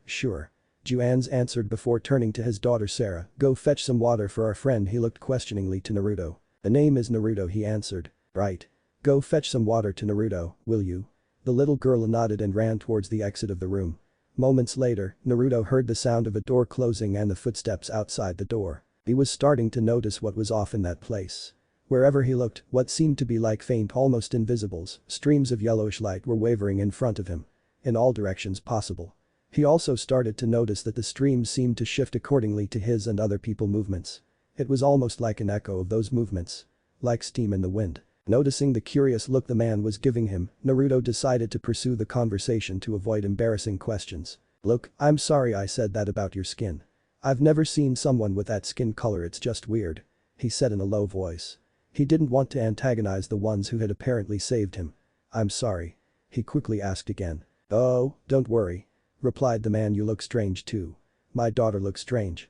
We all look strange because we all are different from each other. And yet we carry uncanny resemblances among us, so different yet so alike. It's what makes the world beautiful. If you ever looked yourself in the mirror, you would know what I mean. Unconsciously, Naruto rose his hands to his cheeks. Tell me about it. He whispered. The man seemed to understand the gesture. Yes, that marks on your face are part of the deal. It makes you look like an animal, if you forgive me. Not that is a bad thing. Might show a close relationship with nature, but I would say your eyes complement it too. What do you mean? Naruto asked. You must have seen people with blue eyes before, right? Well, yes, but they were rather common, much unlike your. Perhaps it's better if you see for yourself. Wait here a moment. The man got up from the floor where he had been sitting and walked out of the room. Naruto took the opportunity to flick his hand several times in front of him. The strange streams moved accordingly. He suspected that it had something to do with the strange land he was on. Yuan's returned after a little bit carrying a handheld mirror. He handed it to Naruto and looked expectantly to him. Well, go on. Naruto looked at his own reflection without understanding. All was as it used to be. With a start he noticed that his eyes were slightly different. They were still blue, but instead of being homogeneous they were divided into two different shades, one of a darker blue and another of a lighter tone, AN. Much like the yin-yang, just blue and without the dots. He handed the mirror back, dumbfounded, the words of Kyuubi echoing on his head, which allowed me to have a more deep influence in the creation of your bloodline. Could this be the manifestation of my bloodline ability? He wondered. Naruto was starting to feel a little excited with the prospect of developing and testing his newfound power, but couldn't help but feel a little disappointed too. He could not see any use for his Kekkei Genkai. Suddenly realizing that Juan's was still there, he said, I suppose you're right. I should have realized sooner about what you were talking about. He didn't want to elaborate further as he couldn't find a good excuse for his eye's appearance. He didn't feel about explaining his bloodline to a complete stranger after Kyuubi's remarks on the subject. Don't worry about it, the man answered. I suppose that you were quite disoriented after being unconscious for so long. It is only natural to not remember such petty things as one's appearance. Right, Naruto agreed, glad that the man was not pursuing the subject. Suddenly there was a sound of a door opening and closing, and then Sarah was in the room with a full jar of water. Naruto drank it eagerly. It was fresh, it was delicious. He felt like he had been without drinking for many days. Which, he realized, had indeed happened. Finally satisfied, he sighed, contented. He then asked, I'm sorry. I don't mean to sound like I'm not grateful for your cares nor anything, but I really would like to be able to go home. Can you tell me exactly where am I? I've never heard of this country before, so I guess I really am lost. Yuan's looked like he was thinking about something. Where are you from, kid? He asked. Naruto made a face. He didn't like being called a kid. He was 14, god damn it, he was a ninja. I'm from Fire Country, more specifically from Konoha, the hidden village in the leaves. He answered foolishly. It was not until he had talked that he realized that it was a bit too dangerous to proclaim his allegiance to Konoha openly in an unknown country. He didn't know whether those people were friends, foes, or neither. Apparently it was the latter since the man merely stated you're from Fire Country, huh? That might be complicated. He turned to him. You see Naruto, we here in Barasil have no open relationship with Konoha at all. After all, we are in another continent. Also you are on the farthest shore of this continent and you need to get to the other side in order to reach the city of Argentia. If I remember correctly, there is a port there which ships regularly to the Wave Country. From there you must be able to reach Fire Country. You know an awful lot of geography, Mr. Naruto stated awed. I was once a traveler myself. Unfortunately I cannot leave my village, so I'm afraid you'll have to travel your path alone. We are a small community, he added apologetically, and cannot spare you any of our members. Here in Barasil we need everyone to survive. Life is hard. Don't worry, I'm though. Naruto answered. He got up and said, well then mister, all I ask you is to point me the direction and I'll follow right away. Yuan's just laughed. Hold on. You won't want to cross the desert without eating and drinking properly before, now won't you? A growl from Naruto's stomach gave all the answer needed. Also, you might want to put something on before you go on in your adventure, boy, he smirked. Naruto looked down and felt himself go red. It was a good thing the little girl had left the room. When he got up he was totally naked. Don't worry, Juan's remarked, we'll get you something suitable for your journey. But first, just put on these light clothes and come with me. I'll give you something to eat. He pointed at a chair with some clothes on it. Naruto nodded and proceeded to dress himself before following Juan's out of the room. Naruto had never seen such a strange meal. He must have awakened around dinner time because, as soon as he made out of the room, he started smelling food being cooked. Nothing would have prepared him for what he saw, though. The whole village appeared to have gathered at its leader's house and was occupied in preparing what looked like a banquet. Whenever the villagers realized he was there, they would take a quick look at him, bow their heads slightly and follow their way. Yuan's guided him outside the house. Walking alongside with him in the street, Naruto realized he had made a mistake evaluating the situation. The villagers wasn't cooking in the chief's house, they were cooking all over the place. It struck him as strange that so many people would make such festivities only because he was awake. He decided to voice his thoughts to Juan's. You were found on the shores of the great ocean, Naruto. We believe that that ocean is the gate for rebirth. You were reborn as a new person, Naruto, and yet you're still the same. We're rejoicing not only you being well once again, but also the event of rebirth itself. You must have seen remarkable things in your journey, the man stated. Naruto didn't reply. He didn't really remember a thing from his journey, and, now that he thought about it, how the hell had he got from the place where he battled with a bastard to a continent on the other side of the world? Why do you call it Great Ocean? He asked. The Great Ocean, Naruto. Juan's answered, it is called like that because he is very large. Some of us believe it ends in the very road to afterlife. It is a road with only one way, very few have come back and none in our lifetime. Excluding you, of course. That's also why we're celebrating. Right? Naruto hesitated. His first thought was that the people on this village were slightly insane. A road to afterlife. But then he remembered his own thoughts on his mindscape, and given his past experiences, the idea didn't sound that bad at all. After all, he was sure he had died. What better way to explain his presence in the living world than the one being given to him? He couldn't think of any, and besides the idea was rather appealing. Where are we going? To the festivities clearing. You can have your dinner there. Juan smiled. Cool. While walking towards the feast site, Naruto had the opportunity to get a real look at the village he was in. Really, it wasn't an outstanding village. The houses had, however, a strange bulky look to them and were made of a material Naruto couldn't correctly identify. It certainly wasn't a regular one. The village also seemed to be missing the tall buildings that were inherent to ninja villages, although such aspect came as no surprise to Naruto. He already had guessed that this was no ninja village. Here and there, he could see ruins of other buildings and, far away, on where he supposed would be the village's gates, enormous walls protecting the perimeter. When asked about the ruins, Juan's answered. This was once a proud and wealthy city. A trading center, the last bastion of civilization before the Great Ocean. These used to be enormous buildings that stretched up until they almost touched the skies. But then, the great disaster came, and all but the smallest buildings, protected by the taller ones, were able to withstand the destruction, he said with a sad look on his face. What happened? Asked Naruto, eyes wide. We don't know after the accident, if it was one, the city got more and more deserted. There just weren't conditions for people to live well here. The only ones who stayed were the ones for whom this place was truly their home, their treasure. But of course the traders couldn't stay in a place where there was no business and left. And with them left the wealth of the city. The people you see here today, Naruto, are the descendants of those who stayed. Life is harsh here. This is the only village in this side of the continent and are separated from the others by the Great Suriname Desert and then by the Jaw. Only after it can you reach the closest port village of Argentia. That is of course if you take the small road. If you try to cross the continent in all its length, you've got a lot to walk. Jaw? Asked Naruto without understanding. It's what we call to the great chain of mountains that surrounds the eastern part of the Suriname Desert.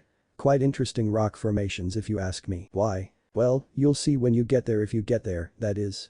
Naruto looked to see if the man was kidding with him, but Juan's had the most serious look on his face as he watched the horizon. His journey didn't seem to be easy at all. Naruto had felt some reluctance into taking the first bites. The food before him was cooked in a way he had never seen before. The meat given to him was cooked in a spicy, exquisite sauce, but had pieces of fruit to complement.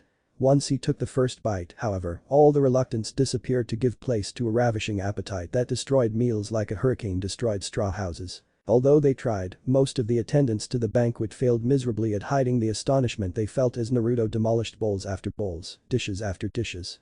Many of them, though, showed amusement. Juans, who had been sitting beside him, offered him a drink he had never seen before.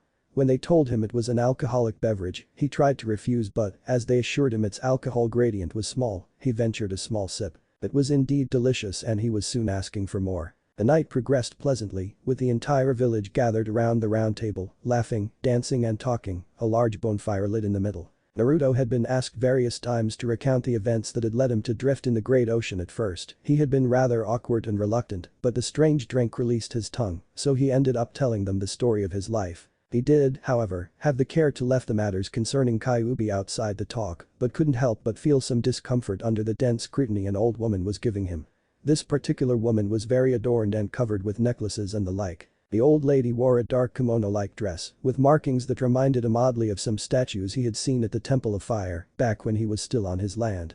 She also had dark skin as everyone else in the village, and Naruto remembered they didn't have anyone with light color skin in the place. Her hair had an almost silvery glow, and the facial hair along with the big eyebrows reminded him vividly of Rock Lee. Her skin fell in elegant waves towards her neck, which contributed to give her a sagely look, someone who was worthy of praise and respect. The woman didn't seem to be able to walk on her own, seeing how she was being carried by 4 younger women. She eventually gave orders to take her away, although she did it in a language Naruto didn't understand, and he relaxed, relieved that he had escaped those odd looks. Seeing his curiosity, Juan said, "That's the village's seer. She sees the future and other important things." "For real?" he asked. The man nodded. Naruto turned to see the old woman again, but she had already disappeared in the middle of the crowd. Naruto resumed his tale, pleased to have people who seemed to be willing to pass the time with him, even if it was because of something he knew almost nothing about. It was a feeling he had only started to get late in his life, and still a new one at that. One by one, people started to head towards their houses. Naruto was feeling quite sleepy by then, but tried to hide it. His pride didn't seem to let him sleep when he had almost promised to leave that day. Fortunately for him, Juans didn't seem to think it was a good time to depart the village because he turned towards him and said, "Naruto, I know you are eager to get home, but perhaps it's a good idea to get some sleep before going, don't you think? And we would like to prepare you some clothing for the journey, and that will take at least a week. Are you willing to wait?" he asked. Naruto could only nod before following the man to his house. He crashed on the bed and got up early the next morning. At around 2 in the afternoon. The wind blew softly, the waves gently nudging the sand on the beach as Naruto sat on the shore, watching the crescent moon rise in the night sky. The stars were different there. He could not recognize any of the representations the Sandaime had once shown him on a book. "It appears we have to stay here longer than expected, The voice of Kyuubi, the vixen goddess of mischief, arrived to his ears just a little sooner than it took for her body to come into his field of view. "Apparently."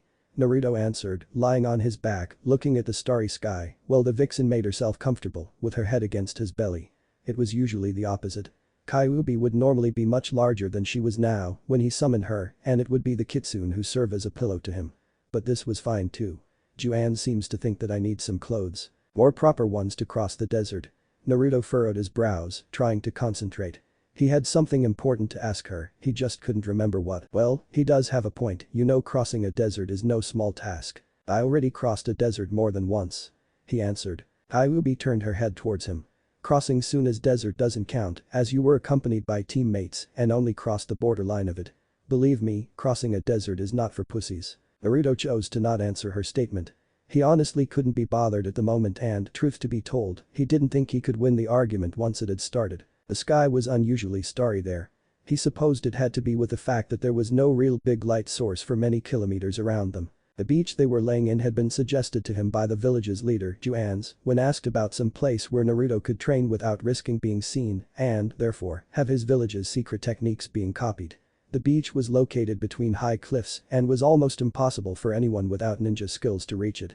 A perfect place to train unnoticed, indeed. Truth to be told, Naruto couldn't care less about his village's secret techniques, it wasn't as if he had any real big secret technique to reveal, anyway. But the isolated place provided the perfect place for him to summon and spend time with the kitsune. "You know, you really should accept the offering they made you." Juans had come earlier that day with the proposal of training him and better preparing him for the continent crossing. Naruto had been touched for his concern, but, on the other hand, he really wanted to go home. Not wanting to sound rude or anything, he carefully answered he would think on the offer. "It's not that I don't want to stay here. Quite on the contrary, I feel quite well in Barisal. At least here people don't treat me like trash." He shrugged off the apologetic glance Kyuubi shot him, "But, like it or not, Konoha is my home. All of my life is there.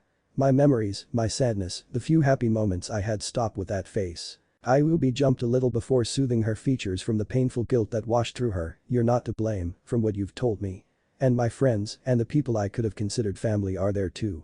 That's my place," he finished. "I really understand what you're trying to say, believe me, I do.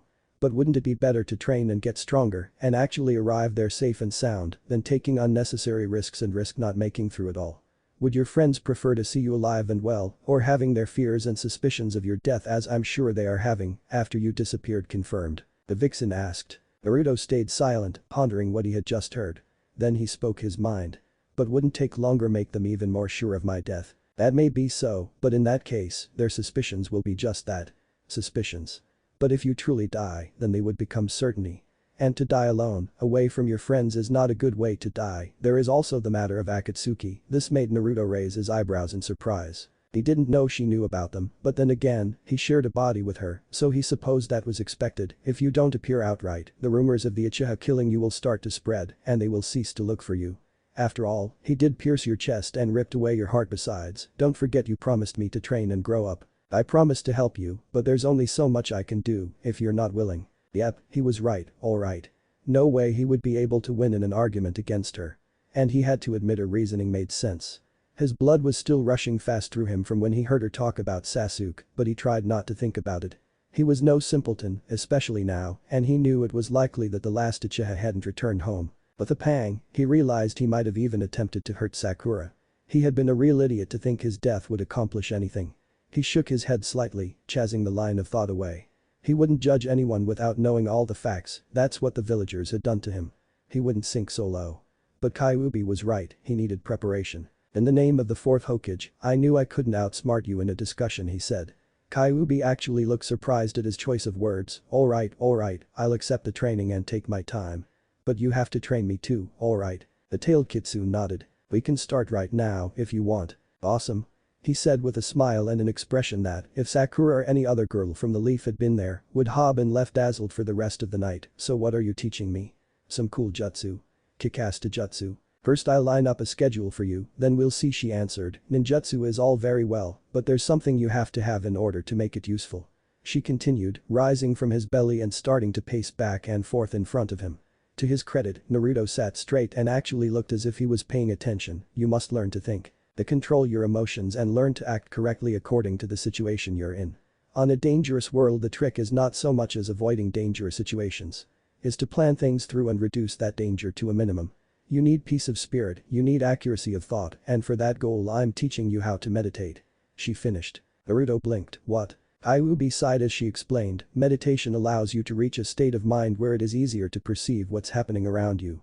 If you master such ability, you will be able to make accurate assessments of the situation around you while in battle in the blink of an eye, to plan your way to victory, to actually ensure everyone you love will make it back home on a mission. It seemed to Kyuubi that, with her last remark, she had hit full on the right spot, for Naruto didn't raise any complaints to that and seemed now eager to get started. There was a seriousness in him that hinted to her that he would not relax until he had mastered every way of the technique. The vixen made Naruto pass through a set of exercises in order to achieve the desired state. He had to relax all his muscles, ease his breathing, control it until it was stable, calm and profound, long and firm. He was sitting in a lotus stance, his arms and hands alongside the lines of his body. Eyes closed, listening to his newfound sensei. Her voice was intoxicating. I want you to try and listen. Listen to the world around you, came the whisper to his left. He knew she was there as well, doing the same exercise. He breathed and listened. To the song of the waves on the shore. He breathed and listened. To the smallest pebbles, rolling with the water in the sand. He breathed and suddenly he was there. In a place made of light. Golden shimmers all around him. He could not move, he couldn't turn an inch. But he could feel Kyuubi, sitting next to him, feel her movements, her chest moving with her breathing, the occasional flick of a tail. The waves on the beach, the trees up above on the cliff behind him, moving with the wind.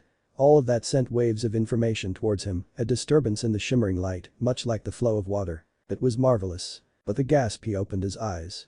He was breathing rapidly, as if he had just run a good amount of time at full speed. The sensation he had felt was incredible. And it had brought a memory of something. It shimmered faintly on the back of his mind, but he couldn't quite grasp it. So? What did you feel? Kyuubi asked. He looked at her and had to blink. He could have sworn that, while he had been in trance, he had sensed her. But now that he thought about it, he had sensed her in human form. Or humanoid at least. He was sure it had been Kyuubi. But now as he looked at her, she was just the same vixen as always, sitting like a big dog, next to him. He pushed the troublesome feeling aside and started to explain everything to her, in excited whispers. He couldn't understand why he was doing it. But Kyuubi answered in the same soft, calm manner. You're going alright.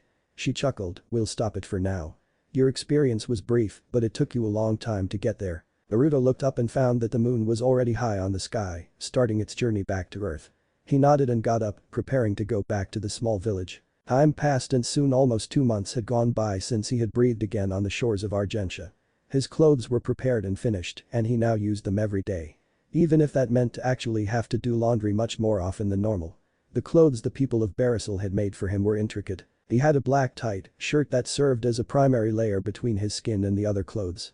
On the top of that he used a bulkier shirt, also black, made of soft fabric, that was warm in winter and cool in the summer. Or rather, at night and during the day.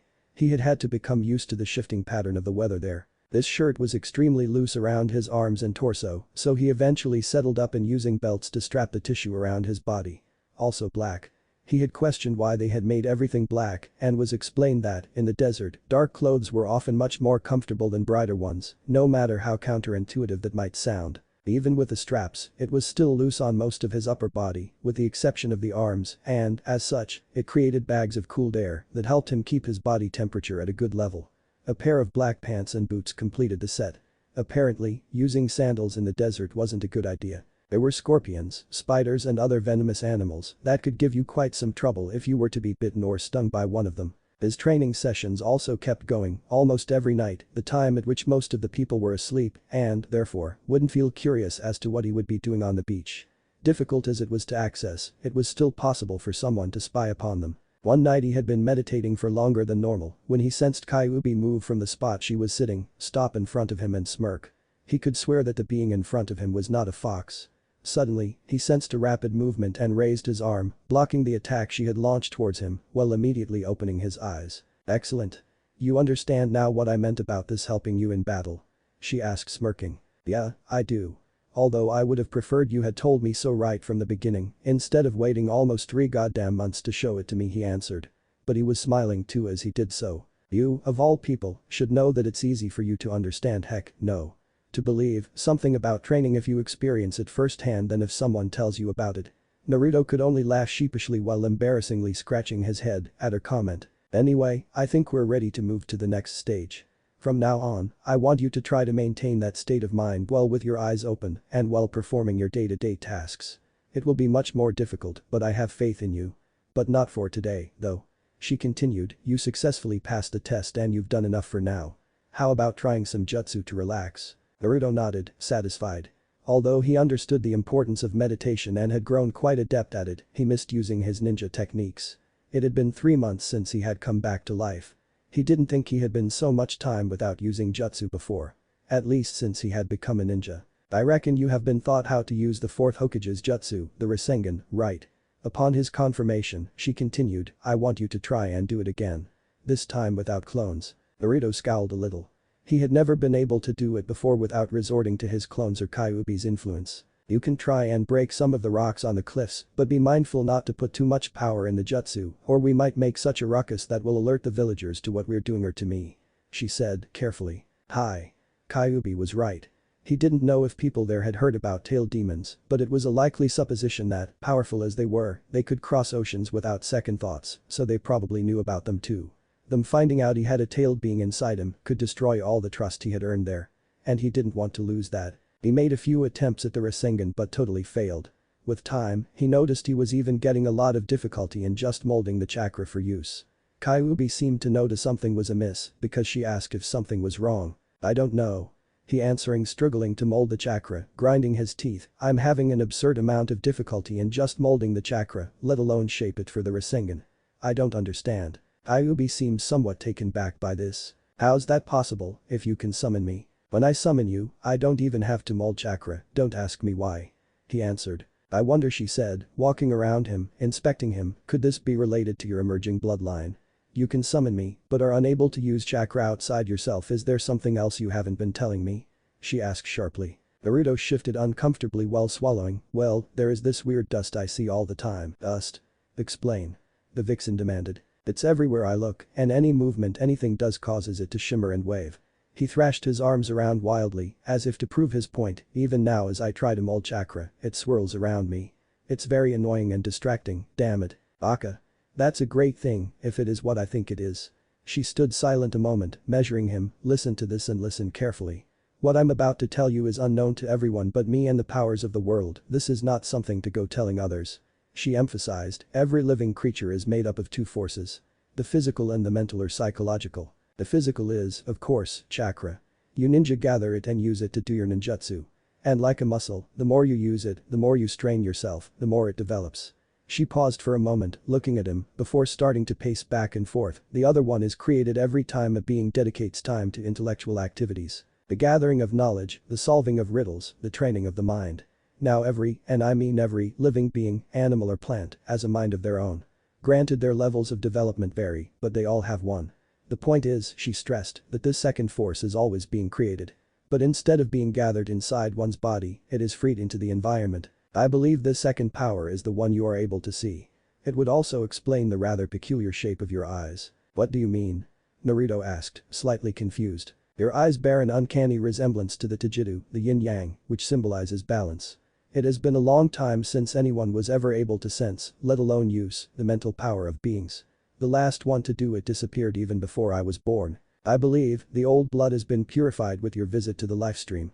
You can only use what's inside you for something within you, and with some training, I believe you will be able to use the other force.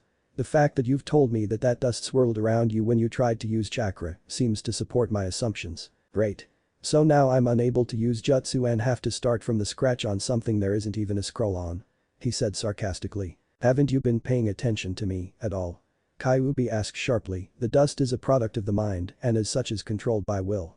You only have to train to use your will. Granted it is difficult, but fortunately we already started meditation. Master it and the rest will go on a breeze. As for chakra and jutsu, are you a complete dummy? You cannot use your chakra outside yourself, but I can use mine. And with time and training you will be able to use mine too. Naruto thought it was pretty unfair that she snapped off like that, but said nothing about it since she seemed to be irritated about his rather childish remarks and complaints, so he settled for just asking why it would be necessary to train to use her chakra, since he had done it before. The vixen frowned slightly before answering. When you used my chakra in the past, I was subordinated to you by the seal. On a contract though, we are as equals and have to learn to synchronize with each other before you can do that. Naruto thought about it for a few moments. And how do we do that? He asked. We are linked through our minds so we have to synchronize them with each other. It is not an easy task, but the results will bring advantages to us both. At an inquisitive glance from the blonde she elaborated, you will be able to use my almost unending chakra resources and I will be able to feel. What do you mean? He asked, curious at the strangeness of the statement. Kyuubi hesitated a little before turning her back to him and saying in a low, unsure voice. I can't feel the world as I am now. Not like I used to before I became unbalanced. My body is chakra alone, so even as you summon me, I don't have the same perception of reality as you humans have. I wish to feel again. It was something we tailed beasts could only achieve upon contract and I miss it, but we are under a contract now, why can't you feel yet? He asked, confused. The contract is still somewhat incomplete. In the past it would be reinforced by a priest, but until we get to Fire Country, I don't think we will find someone who bears the knowledge of legend to do such a thing. And in Fire Country there is such a person. They're all terrified of you. The Fire Temple is bound to maintain scrolls on ancient knowledge that can be used by one of the priests there to help us. We only have to hope we can convince them to do it. It's my hope. The last sentence was whispered so lowly, Naruto couldn't understand it. Let us not drown ourselves in hopes and sorrows. Let's try and synchronize. You must concentrate and try to feel my consciousness. What about you? Naruto asked. I'll do the same. Naruto closed his eyes and prepared for meditation. Once he felt that he was ready, he started to search his mind for a sign of Kyuubi's conscience. After a lot of work, in which he searched through feelings, hopes, fears and memories, he found a small object on the far corner of his mind. Suddenly, Naruto was there, just like when he was inside the sewers, just him, the darkness, and the object, which was a monolith, an. Think about 2001.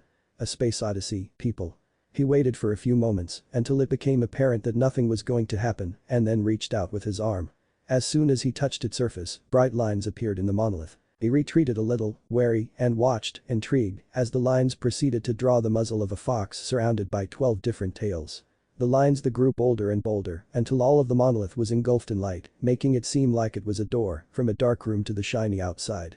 He took a deep breath and stepped in. He was seeing the beach once again, just as he had been before they had started the process. This time, however, he felt like the mix between two bodies. He had two different perceptions at the same time. He was aware of two minds working together, trying to function as one. One half of him was really eager to start and, remembering what he had heard earlier, he deduced it was Kyuubi's mind. He actually knew what to do, so proceeded to try and form a Rasengan without any further delay.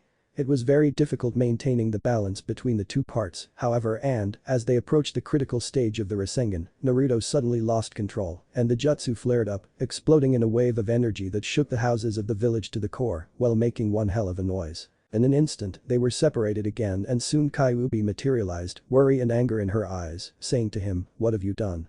There's no way they didn't feel this. Pray that they don't associate it with you, or we're busted." I don't know what happened.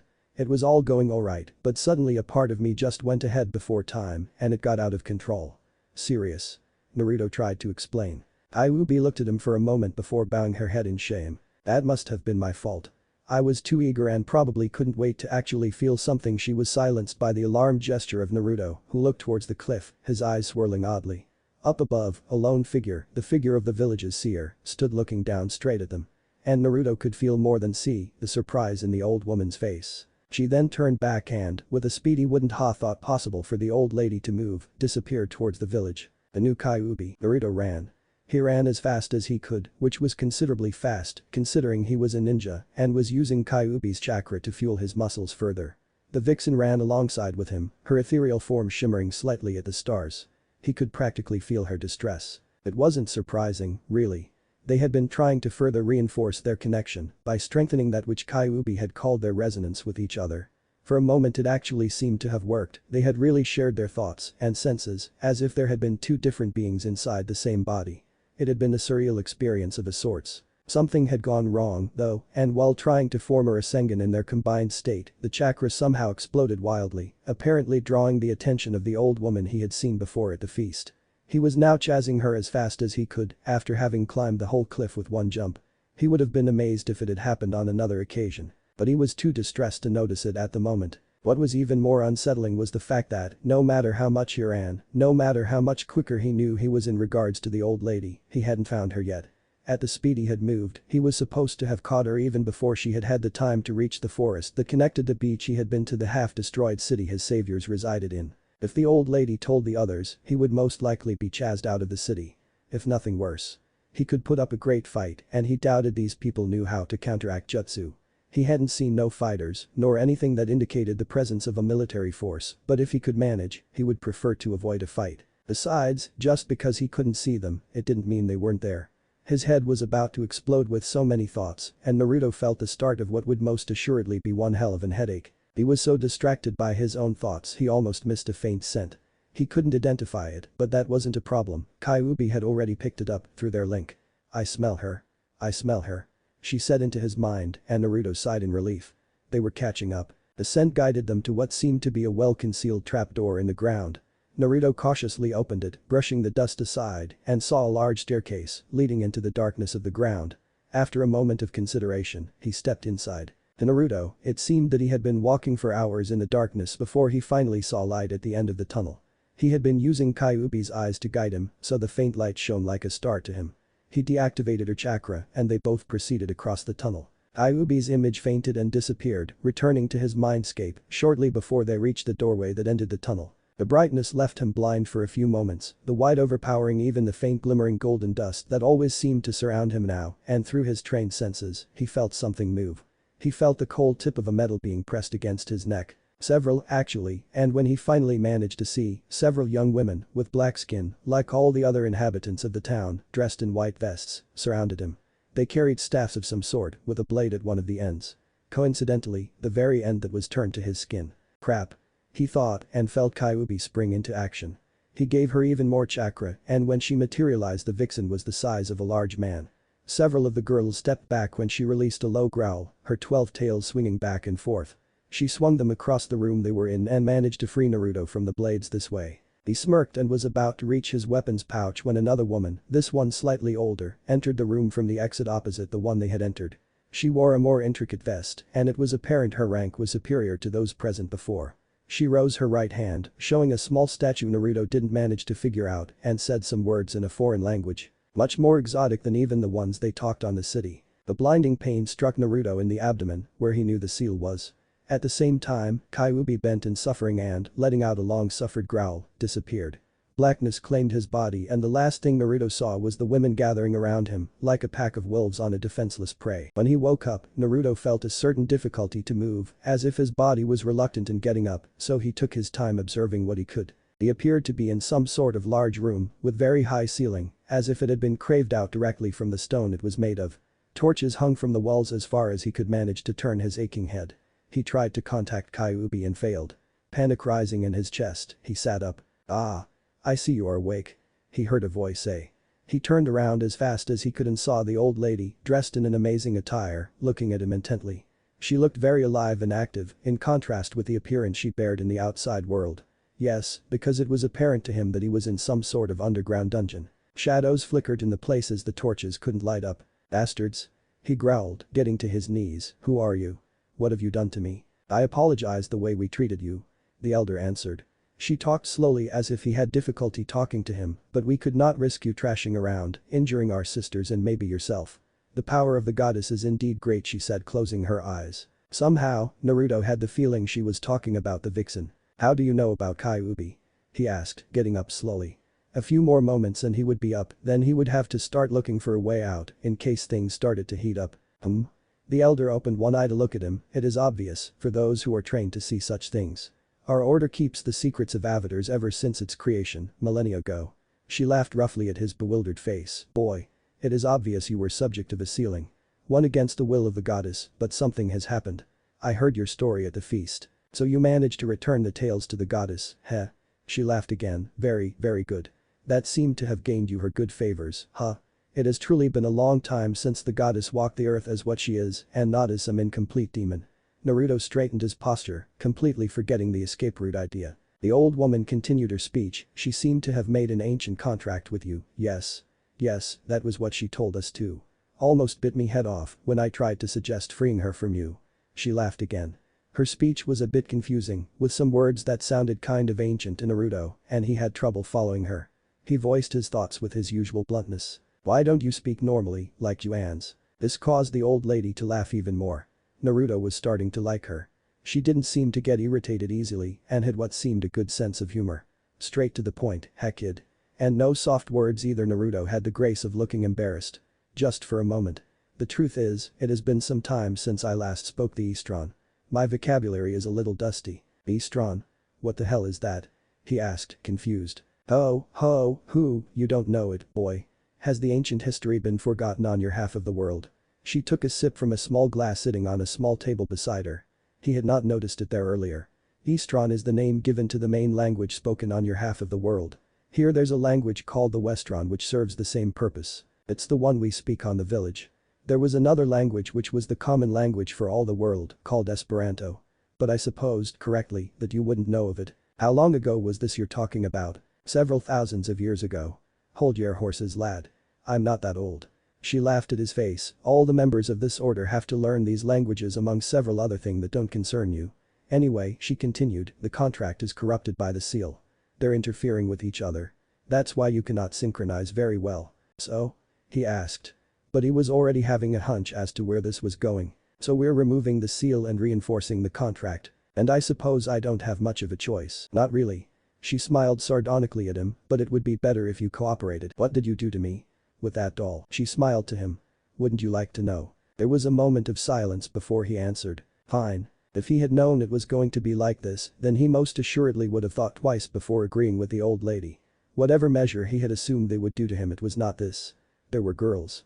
Girls scribbling down strange kanji in his body. His whole body. He couldn't see himself, and he was glad he couldn't, but if the heat on his cheeks and the snickers the old hag was making whenever she looked at him were any indication of it, then he was surely making a face that would put the one Abisso-sensei had made when he threatened him of telling the others how he had been fooled by his sexy no jutsu to shame. Overall, he was just glad his body wasn't reacting to the contact. Maybe the embarrassment was too much for it to register. He had been directed to a larger, circular room and was now standing in the center of several concentric rings carved on the very floor. The rings had some writings inside them, but he couldn't make out the language and assumed it was that Westron language the old lady had talked about. The last of the youths got up and left the circles, and Naruto sighed in relief. The old lady got up from the chair she had been sitting and said to him. Right. Seems we're ready. Please be mindful to stand as relaxed as you possibly can. Try to forget my daughters, will ya? She added, laughing. Naruto turned red and refrained himself from making a rude gesture to her. The old lady clapped her hands and, as if on cue, several women entered the room. These were not girls but full-grown women and wore what looked like a very light, revealing ceremonial dresses. Naruto turned away from the sight, embarrassed again, and looked at the ground. If he couldn't look even at them, he wondered how he had had the idea to peek at the hot springs back when they were about to start the journey to meet Akatsuki's spy on Orochimaru. No time for that.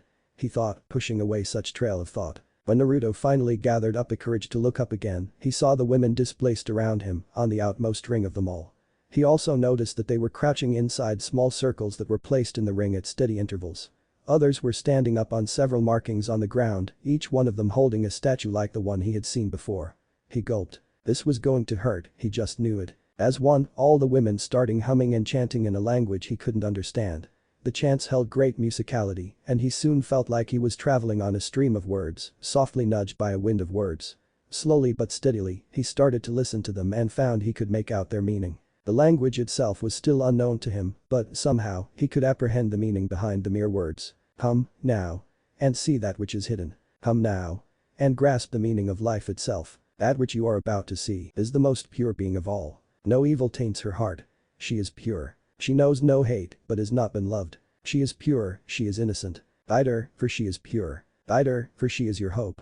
She is salvation, she is pure. No evil taints her heart, yet she is not immune. Cleanse your heart from darkness. Don't taint that which is pure. She is pure, she is innocent. Born again, for the sake of love. Ider. Love her. Naruto felt himself being engulfed in light. There was a strange bubble of a sorts in front of him. It was a large bubble. Light was shining from it and he couldn't make out its insides. Then the light turned liquid and then solidified on a form. And suddenly he could see. The bubble looked now like one of those soap bubbles he used to make as a child when old man Ichiraku offered him a toy for that purpose on his birthday. His first birthday present. Why was it its first? He could not remember. All seemed so far away. The figure inside the bubble was clearly defined now. It was a girl. A beautiful one at that. It couldn't be much older than he was. Her face was peaceful and innocent. Her body slender and agile. Beautiful. He noticed that she had fox ears sprouting out of her hair and behind her, several tails moved softly. 12 tails. Cute, he thought. He knew this person. Where did he knew her from? He couldn't remember. It was painful to try to remember. Pain he had received suffering because of this person. Demon. Yes, demon. She was a demon. Her eyes opened slowly and, behind those enthralling eyelashes he saw the red, sliced eyes of a demon. He raised his hand, intending to hit the thing. Killing this demon would be fitting. It deserved it. It had made him suffer. Destruction. It had brought destruction. Killing it would be fitting. The girl no, the demon tried to retreat, to escape from the menace. Its eyes were open in fear. Yet, he hesitated. It was pleading for help. Those eyes were screaming silently for help, in fear. He looked at his raised hand and saw the claw of a monster, about to attack a pure being. Like killing a child, he thought. This was no demon. She was pure, his heart told him so. And she was so pretty. He reached the bubble with his claw-like hand and the figure recoiled in fear, anticipating the attack. But it never came. Instead, he used his monstrous hand to cut the bubble open.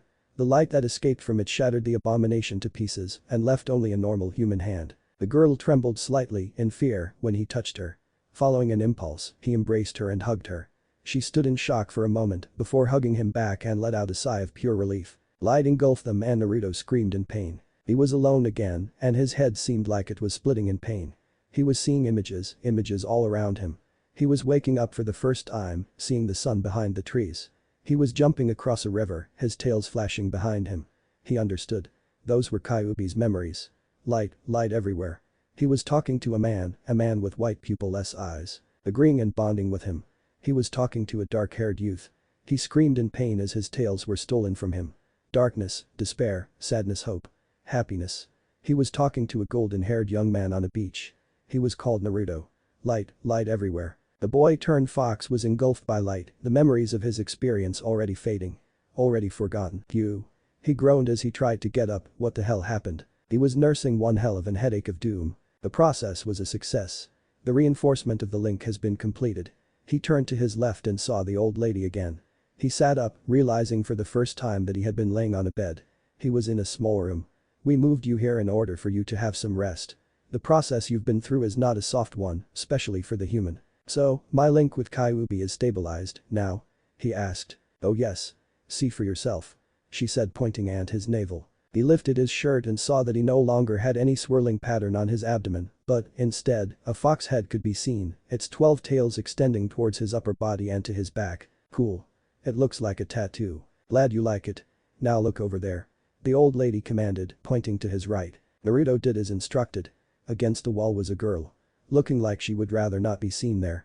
She was wearing a white dress like the ones he had seen before, although not as revealing, much to his relief. Only her navel was exposed, but her skirt was cut so that her legs were free to move with maximum angle, and sometimes, when she battled, Naruto would later find out that it would show almost all of her lower body. It looked almost like one of the ancient female combat dresses he used to see on the books. On her head sat 2 fox-like ears and behind her sprouted several white tails. For a moment he was unable to speak. I made this for you. He heard her say, and was surprised to find that the fearsome power that was always present on her voice had disappeared and that she talked in a soft tone. He looked at her hands as she approached and saw she was carrying a necklace with a small doll made of dark wood. It had all the aspect of having been made by someone who was not used to handwork, bearing the mark of the amateur. It represented a woman with fox ears and tails, much like the girl herself. The figure held itself in a stylish pose. It is custom for both parts to exchange gifts in the end of the ritual, in reinforcement of the bond they made to each other, she said somewhat nervously, while holding her hands in front of him, offering him the necklace. I hope you like it. I did my best, but I'm not very good with craftsmanship. Naruto suddenly realized his mouth had been hanging open all the time, so he closed it. Kyuubi? He asked uncertainly, is that you? The girl shifted the weight from one leg to the other, nervously. Yes, I know I don't look like much, I mean I know you were expecting something more imposing, and you're beautiful. Naruto said in amazement, effectively cutting her ranting and managing to catch her off guard, something that had never simultaneously happened before. Do you think so? She asked uncertain. Of course I am, are you crazy? I thank you. She smiled broadly, so broadly her eyes actually closed. Naruto couldn't help but watch with some amusement as her ears perked up and her tail swung in accord to her high spirits. He received the necklace from her hands and immediately put it around his neck. It's very pretty. He said sincerely, and Kyuubi smiled again, happy. I was so afraid you wouldn't like my appearance. I mean I don't remember what happened during the ritual, and Naruto lost the trail of her speech around then. It seemed that, now that she had been accepted, all the stress that the kitsune had been feeling was being ejected from her in a torrent of blabbering. She was practically bouncing in excitement now. And I was fearing you wouldn't like the present because I don't really know how to do those things. I mean I could have made it with a jutsu, but I wanted it to be special. Personal. She finished, breathing hard. Why wouldn't I like it? It's really good. If it had been me I would most assuredly destroy half the forest before actually doing something right. Fortunately he was looking at the doll and didn't notice the blush appearing on Kyuubi's embarrassed face.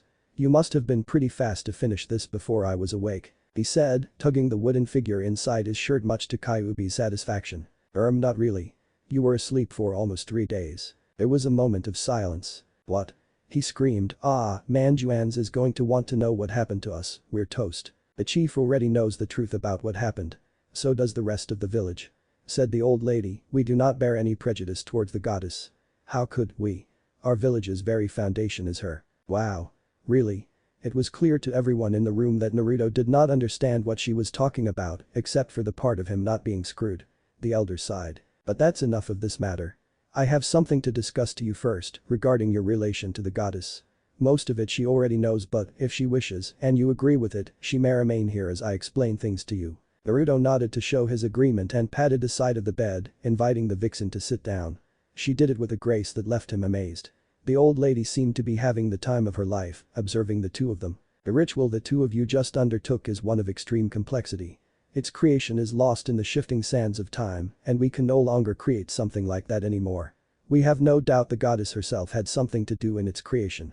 She paused a moment to take another sip at the ever-present cup, no one knows what happens during it, yet it is obvious something happens. During it, your bond is reformed and reinforced.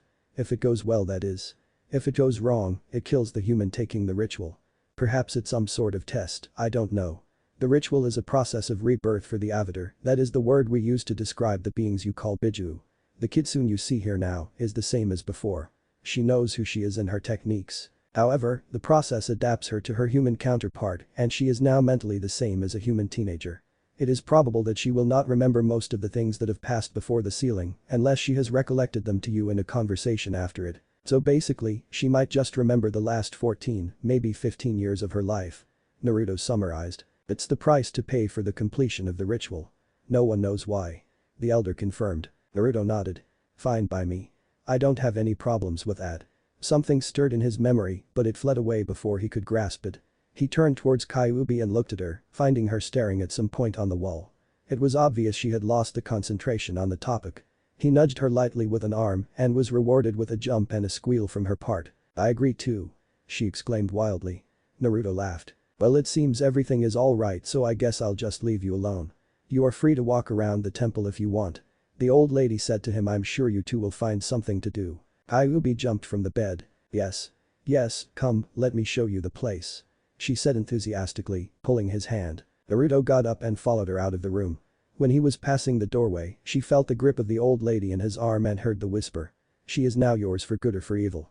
Guide her well. Guide her well. The old woman's voice reverberated in his mind as he followed Kyuubi across the corridors and the rooms of the temple. Only now he was starting to realize the sheer size of the thing. Abruptly, he realized she was talking to him. They do all sort of stuff here. Meditation, combat training, it's hard to believe they're not a ninja village. I mean, this seems like a rather peaceful place, and from what they've shown me in the maps it's really isolated from other inhabited regions, but still they keep preparing their generations as if they needed to prepare themselves against the attacks of invaders or something. They had arrived at a large room, filled with bookcases and rock tables. This is the library. I suppose it has some interesting stuff, but I never really took the time to read any of the books here. Most of the apprentices on this order come here to study history and other theoretical subjects. If I remember correctly, every girl who tries to become accepted must take a test, which includes a theoretical exam. Oh. Sort of like the academy exam. Naruto nodded, agreeing. I suppose so. She agreed hesitantly, motioning for him to follow her. I retain few recollections of the earlier years of our relationship. To be honest, I must say that until your fight in Wave Country, I had never taken interest in your life, she said as they moved across the corridors, her tails flicking with the movement of her legs. I'm not trying to say you were not interesting or anything, I just wasn't in the mood. She finished lamely. Naruto suddenly realized she was trying to make an apology. It's okay, he said, we'll have plenty of time to talk about ourselves while we're here, I think, and still want to know how you came to be. He added, smirking ruefully. Kyuubi laughed. I'll never tell you that. I'll find out sooner or later. He promised in what he hoped was a menacing smirk. She seemed to shrug it off without a second thought. They were arriving at the end of one tunnel, and Naruto was perceiving a glow that had to mean he was looking at daylight. Look at this. Isn't it beautiful? The vixen girl asked. Wow. He was looking at what was most assuredly an underground waterfall. Far away, up above, a large aperture on the rock walls let the sunlight get in. Uncountable crystal formations reflected it in all directions and colors, forming a sight to see. The waterfall created a large lake. Looking closely, he saw several cages holding several cultures of fish inside. They're practically self-sustainable here. Kyuubi explained, they have everything they need to survive without outside help. Of course, living just on fish when it is not necessary is strange, so the villagers give part of their loot on the hunting to them. They share the fish. While she talked, several women from the order entered the place and started to check on the fishes. Kyuubi exited the room and he followed her. The vixen was getting fairly excited now as they entered a large room with several windows on the walls. These were located high from the ground. The ceiling too was inconceivably high. The overall structure of the place didn't let any doubt in Naruto's mind. This was a training room. Of course, the presence of several members of the order training in front of them might have helped too. This is the training room. They train here on every single battle techniques I know. I do not know why, but it doesn't really matter, I suppose. Come on, we've got to try it. It seemed the details weren't Kyuubi's best, especially when she was this restless. It was clear she had been itching to bring him there. He followed her across the huge room. He noticed how the women stepped out of Kyuubi's way. Not in a fearful way but in respect. Several made small bows to them, and Naruto caught the words, spoken hesitantly in Eastron, red eyes, directed to him. This confused him. He would have understood if they had said that to Kyuubi. After all, that was the color of her slit eyes. But no, to her they referred as Avatar. He remembered hearing the old lady use the same name to address Kyuubi and decided to take a look at the library once he had the time. Kyuubi stopped in the middle of the largest battle circle, right in the center of the room. The other attendants cleared the ring. Naruto frowned interestingly at this. The vixen girl had something up her sleeve, for sure. She turned to him with an eager smile and said, Naruto. Let's battle. Hi. He agreed, enthusiastically. It had been a long time since he last used his muscles in a fight. He could see the shimmering, ever-present golden dust move softly as the watchers positioned themselves around the training field. He was starting to feel the adrenaline of combat again. Kyuubi adopted a pose he had never seen before, but that was slightly familiar all the same. Her left leg was extended forward and slightly bent at the knee. Her foot stretched and her toes touched the ground, softly, hardly leaving any mark. Her other leg stood behind, also bent, supporting the body and providing an effective way of springing to action. Her body curved slightly to the left in accordance to the stretched leg, and her arms were lifted. One in front of her and the other stretched outwards. Her hands were shaped in order to imitate the claws of a wild animal. Which was effective because her nails were long, without being repulsive, and just like a normal woman's nails, nothing too spectacular. Her ears were lifted and attentive to every small noise, and he tails stood behind her. 3 supporting her body, aiding her leg, the others lifted around her, like an enormous back shield. She was smirking slightly, and one of her curved canines was peeking out of her lips, giving her a mischievous look. Naruto had to admit it was a pretty impressive sight. Because he had nothing better, he settled himself into adopting the standard Taijutsu stance. Time seemed to pass slowly, and not a noise could be heard. Naruto was getting slightly impatient, but he wasn't about to go rushing against an opponent he was sure was stronger than him. Every time. Finally, with a flick of her tails, Kyuubi jumped to an attack. Her hands were still in the same pose, and she attacked him with blinding speed. He managed to dodge a few of her blows, but when they parted from each other, he was still sporting a lot of scratches from her attacks. The scene repeated itself countless times over and over, with Naruto unable to do much more than simply trying to avoid contact. He was downcast. How had he ever thought of saving Sasuke if he didn't even manage to make a counter-attack? He was laughable. And there was still another problem. The accursed gold dust was messing up with him and it made it difficult for him to concentrate on movements he could hardly see when it was dancing around him in accordance to her movements. The weight of his own thoughts hit him like a brick. Or rather like a brick wall. If that thing moved in accordance to sentient movement, all he had to do was trying to guess the next stage of her attacks based on how the dust behaved. His spirits lifted immediately at the prospect of a winning chance. Of course doing it was harder than thinking it and it took him a lot of time to starting to figure things out.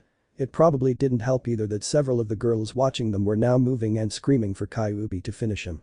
They probably didn't know who he was, he thought. The vixen girl however knew and wasn't very satisfied with the comments she was hearing.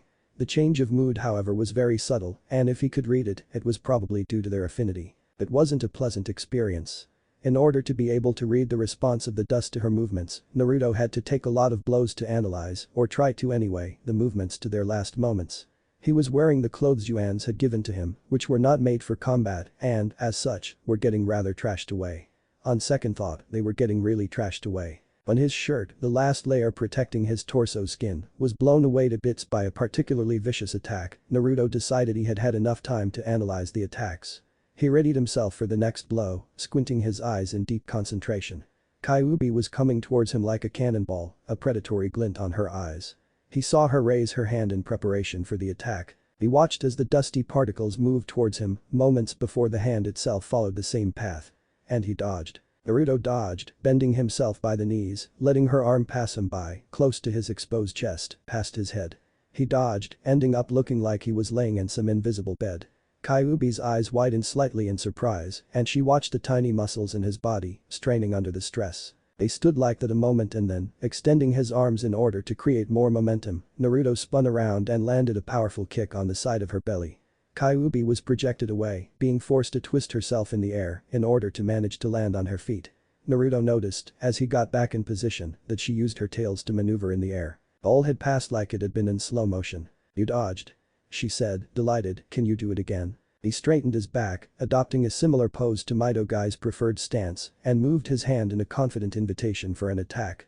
And so she did. Several hours were passed like this, and by the end of the session, Naruto was fairly sure he had gotten the hang of the prediction technique. It seemed his bloodline was useful for something, after all. He was intending on showing the vixen girl this by stopping her attacks. And he blocked and immobilized her hand successfully. He allowed himself a victorious smirk before being knocked to the ground by one of her tails. "Hey. No fair," he argued indignantly. Ah. Never let your guard down, look beneath the underneath, right?" She laughed. "Gee, and here I thought I could finally beat you in a round." "You'll get there," she said reassuringly, wearing a smile all the time. "You did really well for a first time. Not everyone would have been able to withstand the match like you did." One of the girls in the assistants, which had meanwhile approached them, harumphed disdainfully. Kyuubi immediately turned her head towards the sound, startling several people. "You disagree?" she asked flatly. The young woman who spoke gave her a confident smirk before saying. "He did nothing special. All he did was getting trashed by you all around. Any of us here could do better." "I know I could. You want to bet on that?" the goddess said dangerously. "All you want," the other said, respectfully but also adding a veiled insult. Several other women were now looking alarmed and Naruto caught one running towards a door that he knew would lead her to the place where the old lady had remained. "Their pride will be enough," Kyuubi answered, "but you'll not fight me, you just say I had gone harder on you than him if you were to lose. You will battle him himself." The other smiled and walked away for positioning. Several murmurs were being heard now and the crowd started to spread around the circle once again. A lot more people were coming in to watch, some running as fast as they could. "Kyuubi," he whispered urgently, "you know I'm all thrashed, right? I won't stand a chance." "I have faith in you," she answered evenly, "you will not let me down, I'm sure of it." She squeezed his arm in support and Naruto felt his wounds closing and a refreshing feeling washed over him. He looked down and saw the pendant, miraculously safe, glowing faintly in a red light and knew. She was healing him. It was a pleasant feeling, nothing like the one he felt when she used to heal him in the past. But then again, the situation was different. He took the pendant off and put it in her startled hands. There was a fearful questioning look in her eyes. "Keep it safe for me?" he asked her, and she nodded. He turned around and strode confidently for the arena, not a hint of doubt on his face. He would win this. He also took a position inside the ring, this time not assuming a stance at all. He just stood there as if he were too tired, undisciplined or otherwise unable to assume a proper combat behavior. In reality, Naruto was straining his eyes to the limit and his muscles were tense, ready to move at the slightest need. He tried to take as much details on the movement of the dust as he could. "Don't worry, I won't take much time beating your sorry ass," the girl said. But Naruto hadn't been in Team 7 for nothing. All the time he spent hearing Sasuke taunt him had given him the necessary self-control to withstand at least that type of psychological attacks. And this girl was not even close to Sasuke's toes when it came to insults. "Are you going to start this or was all that stuff about you being better than a slug at fighting just talk?" he asked back. Truthfully, he didn't think the girl would fight better than slugs. He had seen some doing pretty impressive things under the directions of Tsunade, the 5th Hokage. The girl seemed to have just as short temper as she had big ego. The small comeback he had launched was apparently enough to set her seething and she didn't hesitate in launching an attack. It was much easier to interpret, Naruto thought.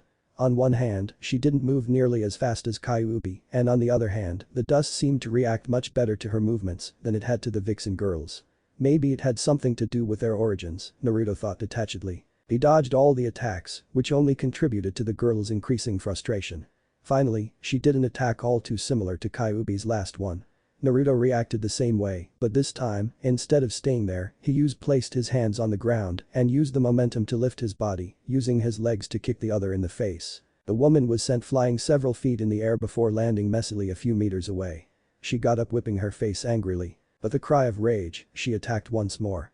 Naruto, however, received an alarming movement from the dust and jumped as high as he could, away from the girl. Quite on time since she was now using one of the bladed staffs he had seen the women use against him. Several gasps were heard and a few cries of outrage were even heard. It seemed the girl had broken a few rules with her trick, but Naruto knew he couldn't stop. He knew from experience. He would only have peace if he defeated everything she could throw at him. That didn't mean they would be on good terms, but at least she would stop trying to attack him in the future. But he had to deliver an utter defeat for that to happen. Automatically he reached for Kyuubi like he had done so many times in the past days and relayed the message. He heard her agree and then felt surprised. It seemed something had remained from their earlier link. This could be useful. This time things were serious. Her movements had changed and it was harder to dodge. But still he managed to do it. He exploited every opening he had, delivering powerful attacks and avoiding the blade. In the end it all came to one move. The girl jumped and brought the staff down on him, on a slicing motion. On the last moment, Naruto stepped aside, lifted his arm, let the blade pass aside it, and closed it down on the staff, seizing it. He then applied a swinging motion to it, making it escape the grasp of the girl, so that he now held the control of it. But the final rotation of his body, he used the only ninja technique in the entire match, and body flicked himself behind her. He had not intended to use it.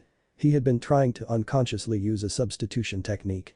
But there was nothing but air behind the girl, so that had been what had been moved into his place. And he had accidentally tapped the secret of the jutsu. But that could wait for later. Now he had to end the match. Naruto nudged the tip of the blade to her neck and said, "It's over. You lost. Please admit defeat." "Never," she growled. Naruto applied a blow in her head and she dropped to the ground unconscious. He supposed he could have been more gracious in knocking her out, but he didn't know that much of anatomy. It was better not to risk injuring her for real. He walked towards Kyuubi and heard a soft clapping. The old woman was there. Great display of combat knowledge. I hope this lesson has been learnt. Not only by Sibylia there, but also by all of you. The old lady said, addressing the other viewers, pride is nothing but an enemy in battle. Don't let it go up your head. She walked towards the two of them and said, as the others returned to their duties. Well done. Forgive us for Sibylia's actions. She has always been a little too overconfident and arrogant. I assure you she will be punished. Nah, it's alright, Naruto said dismissively. I had a friend once who was a stuck-up bastard too. Being defeated was probably punishment enough. Still, Kyuubi said, it would be good for them not to try and talk ill of you in front of me. Or else he turned towards the others and cried, and for all of you, I hope this serves as a lesson. When I choose a bonding partner, I choose the best, you hear? The best. She raised his arm and did a little victory dance. The old lady was laughing again. Naruto sat on the library. He was pretty much alone, except for some random order accepted, searching for materials for their exam. It had been several weeks since he had made the reinforcement of the link between himself and the Kyuubi. The Vixen girl was elsewhere, probably talking to the old woman. Those two were always discussing over something, and it had been only a few days before he had discovered exactly about what. The old lady had been introducing her to modern society. Explaining her the finest details of human behavior. Since she had much more experience at that than Naruto, he had left them for themselves. He had roamed around the city too, talked to the folk, who seemed to respect him a lot, to Juans, and took some lessons on hunting, which took several days on a row. Kyuubi stayed behind because they seemed to think it would be best for him not to depend on her too much when it came to survival on the wild. They could never know when their link would be somehow interrupted. Given his experiences in the temple, Naruto had to agree. They still stayed in contact with each other through their mental link, but that didn't stop Kyuubi from appearing positively sick from anxiety the first time he went on one of those expeditions. Now he was reading a book he had found while going randomly through the bookcases. A most interesting book. It was a sort of history book and told the tales of the world from the times of old.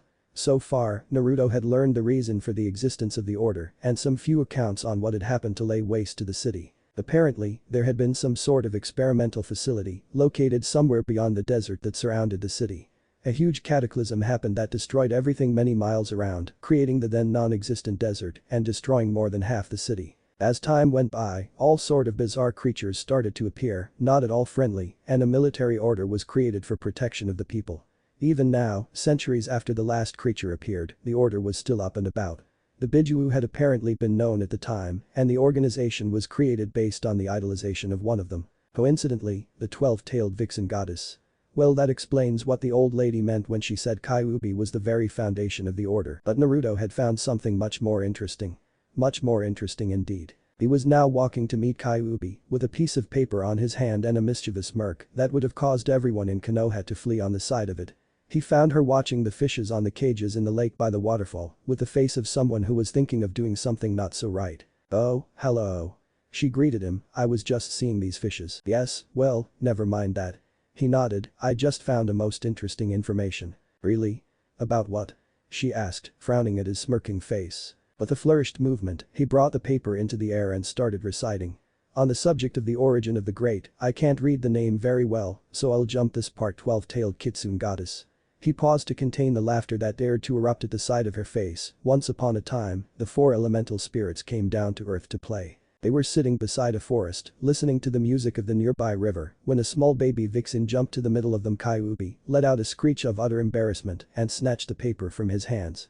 To her horror, though, Naruto continued to recite from memory, as if nothing had happened. It was obvious he had taken the care to memorize the text in case something like that would happen. He continued to tell the ridiculous tale of how the spirits played with a fox and later rewarded her by giving her 3 times their elemental powers in payment for saving them on various occasions.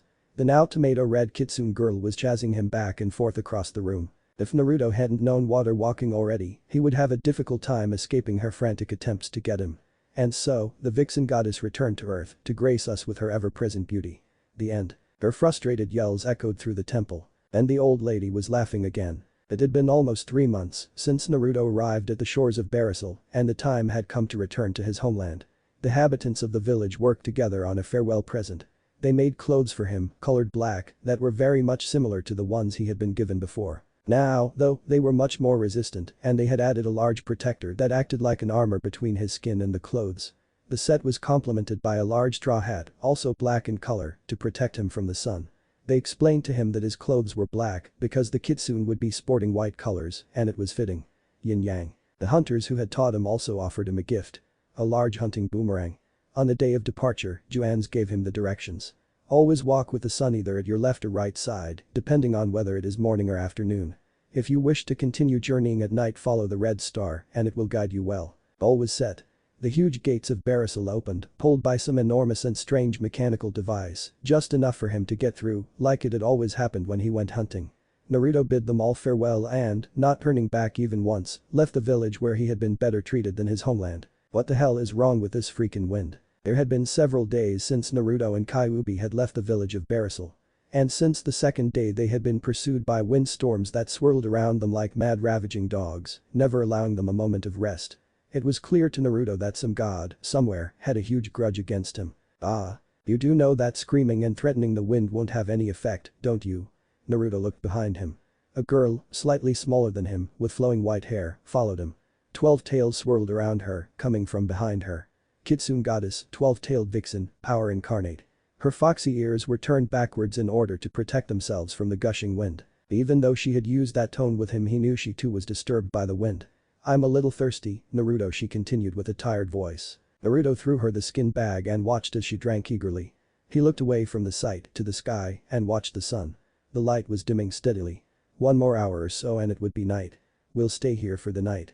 He declared, I'm going to search for some water. You stay here resting. He added before leaving their belongings at her side. No.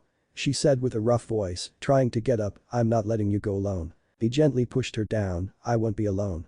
He said smiling down at her and waving the necklace she had given to him in front of her face. He turned and headed into the sunset. Naruto walked, bent forward in attentive observation. The lessons with the hunters of Barasul covered a lot of different things, from fighting with the village's grands, a sort of elite jounin, if he was to make a bridge between them and ninja, to recognize the best place to set camp against the ravaging weather of the desert. But most importantly, they had taught him how to find water. Even when there was no oasis on site. The concept itself was quite simple. There were plants where he could extract water from. The problem was finding them. They only grew next to specific trees, like the ones he was now inspecting. They were scarce, but usually they always grew in groups so, when one actually found them, he or she would normally get a large supply of water. Finally, Naruto managed to spot a couple of dried leaves scattered across the ground in an orderly fashion.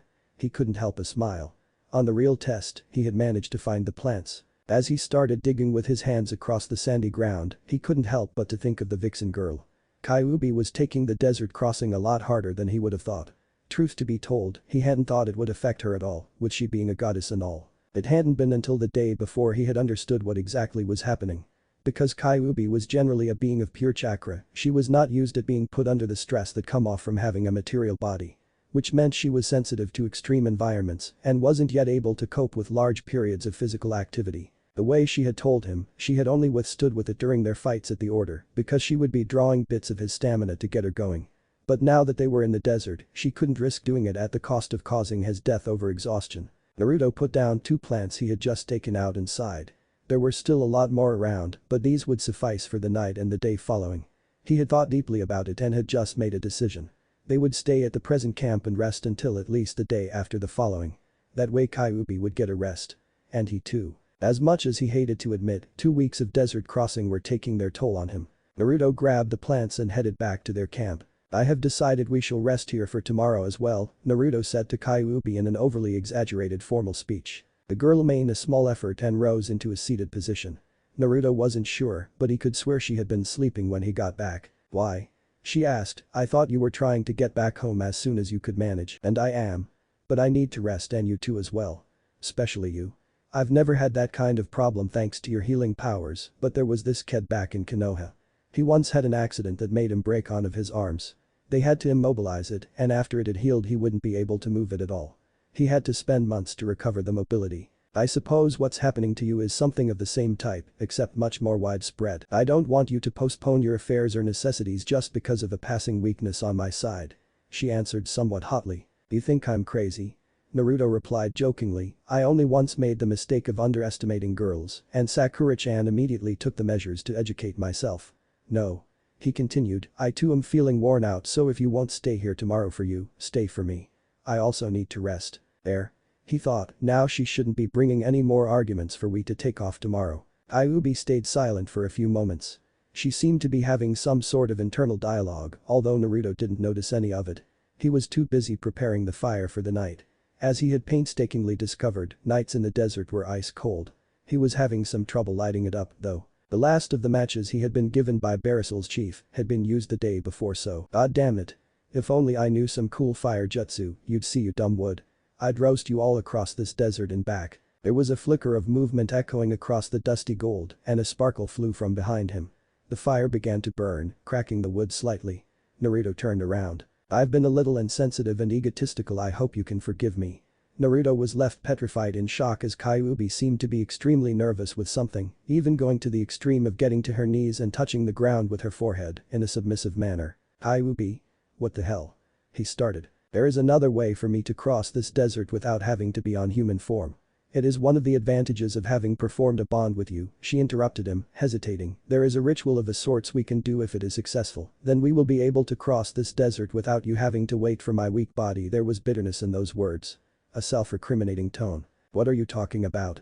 He asked bewildered. I've been selfish and haven't taken your feelings, no. Your well-being into account. I've only been thinking about me. She was trembling slightly. There's a jutsu. It can turn me into an object or something easy to carry. I don't know what it will be because it varies from conformer to conformer. I don't even remember my previous one, she bit her lips in frustration. So you're saying we can perform this jutsu? Ayubi nodded before adding, I hope you forgive me for not telling you sooner. I just wanted to enjoy this feeling for some more time. What feeling? Naruto asked, curious. Of having a body of living. It's okay, but we'll still be staying here tomorrow. I want to have a decent nap and meals for a change. He smiled at her. Kyuubi was so surprised by his reaction that he felt he needed to explain. Kyu-chan, she shivered slightly and blushed a little, if you're being selfish, you should have seen me when it comes to ramen. All people are selfish one way or another, I believe, and you've done nothing wrong out of this. We can try the jutsu tomorrow. Not before. Now jump over here and let's eat something before sleeping. Later that night, while listening to Kyuubi's soft breathing, with just a hint of snoring, Naruto thought. Kyuubi was just as complex as any other person he had ever encountered, if not more. She seemed pretty down, thinking she had been hindering him in some way for not telling him sooner about her ability. True, Naruto was curious as to what it would be, but he hadn't really minded her for hiding that from him. A lot more people had done a lot worse. With a sudden insight, he realized that whatever was happening between the two of them, it was just like making friends. They were testing waters, testing each other, to know how far they could go, just like how when you make a friend for the first time. It was hesitation and fear of not being accepted, he realized. He just hoped he had been able to pass the message that he had already accepted the vixen girl. He really wanted to be her friend. Naruto sighed before turning to his side, falling asleep. Sakura came to her senses with a sudden start. She had been having a dream, but she couldn't remember the details, and the memory of it was rapidly disappearing. No, it was of no use. She couldn't put her finger on what it was. All she knew was that it had left her with a warm feeling in her heart. One that was quickly disappearing after the reality started to sink in. Months had passed since that dreadful day. Months since Uchiha Sasuke had put a Chidori through his best friend's heart.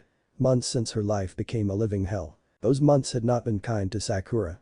Between finding out that she had been raped by a former teammate and that the council and the Goddamn Hokage were considering pulling her off from active duty, she had had a very hard time. Sakura had, eventually, been able to convince Tsunade that it would be best to keep her in ninja duty. She was sure her sensei, Hada Kakashi, had had some involvement in that decision. Exactly what he had said, however, wasn't clear. But she had no team to return to, no teammates to depart with in some mission.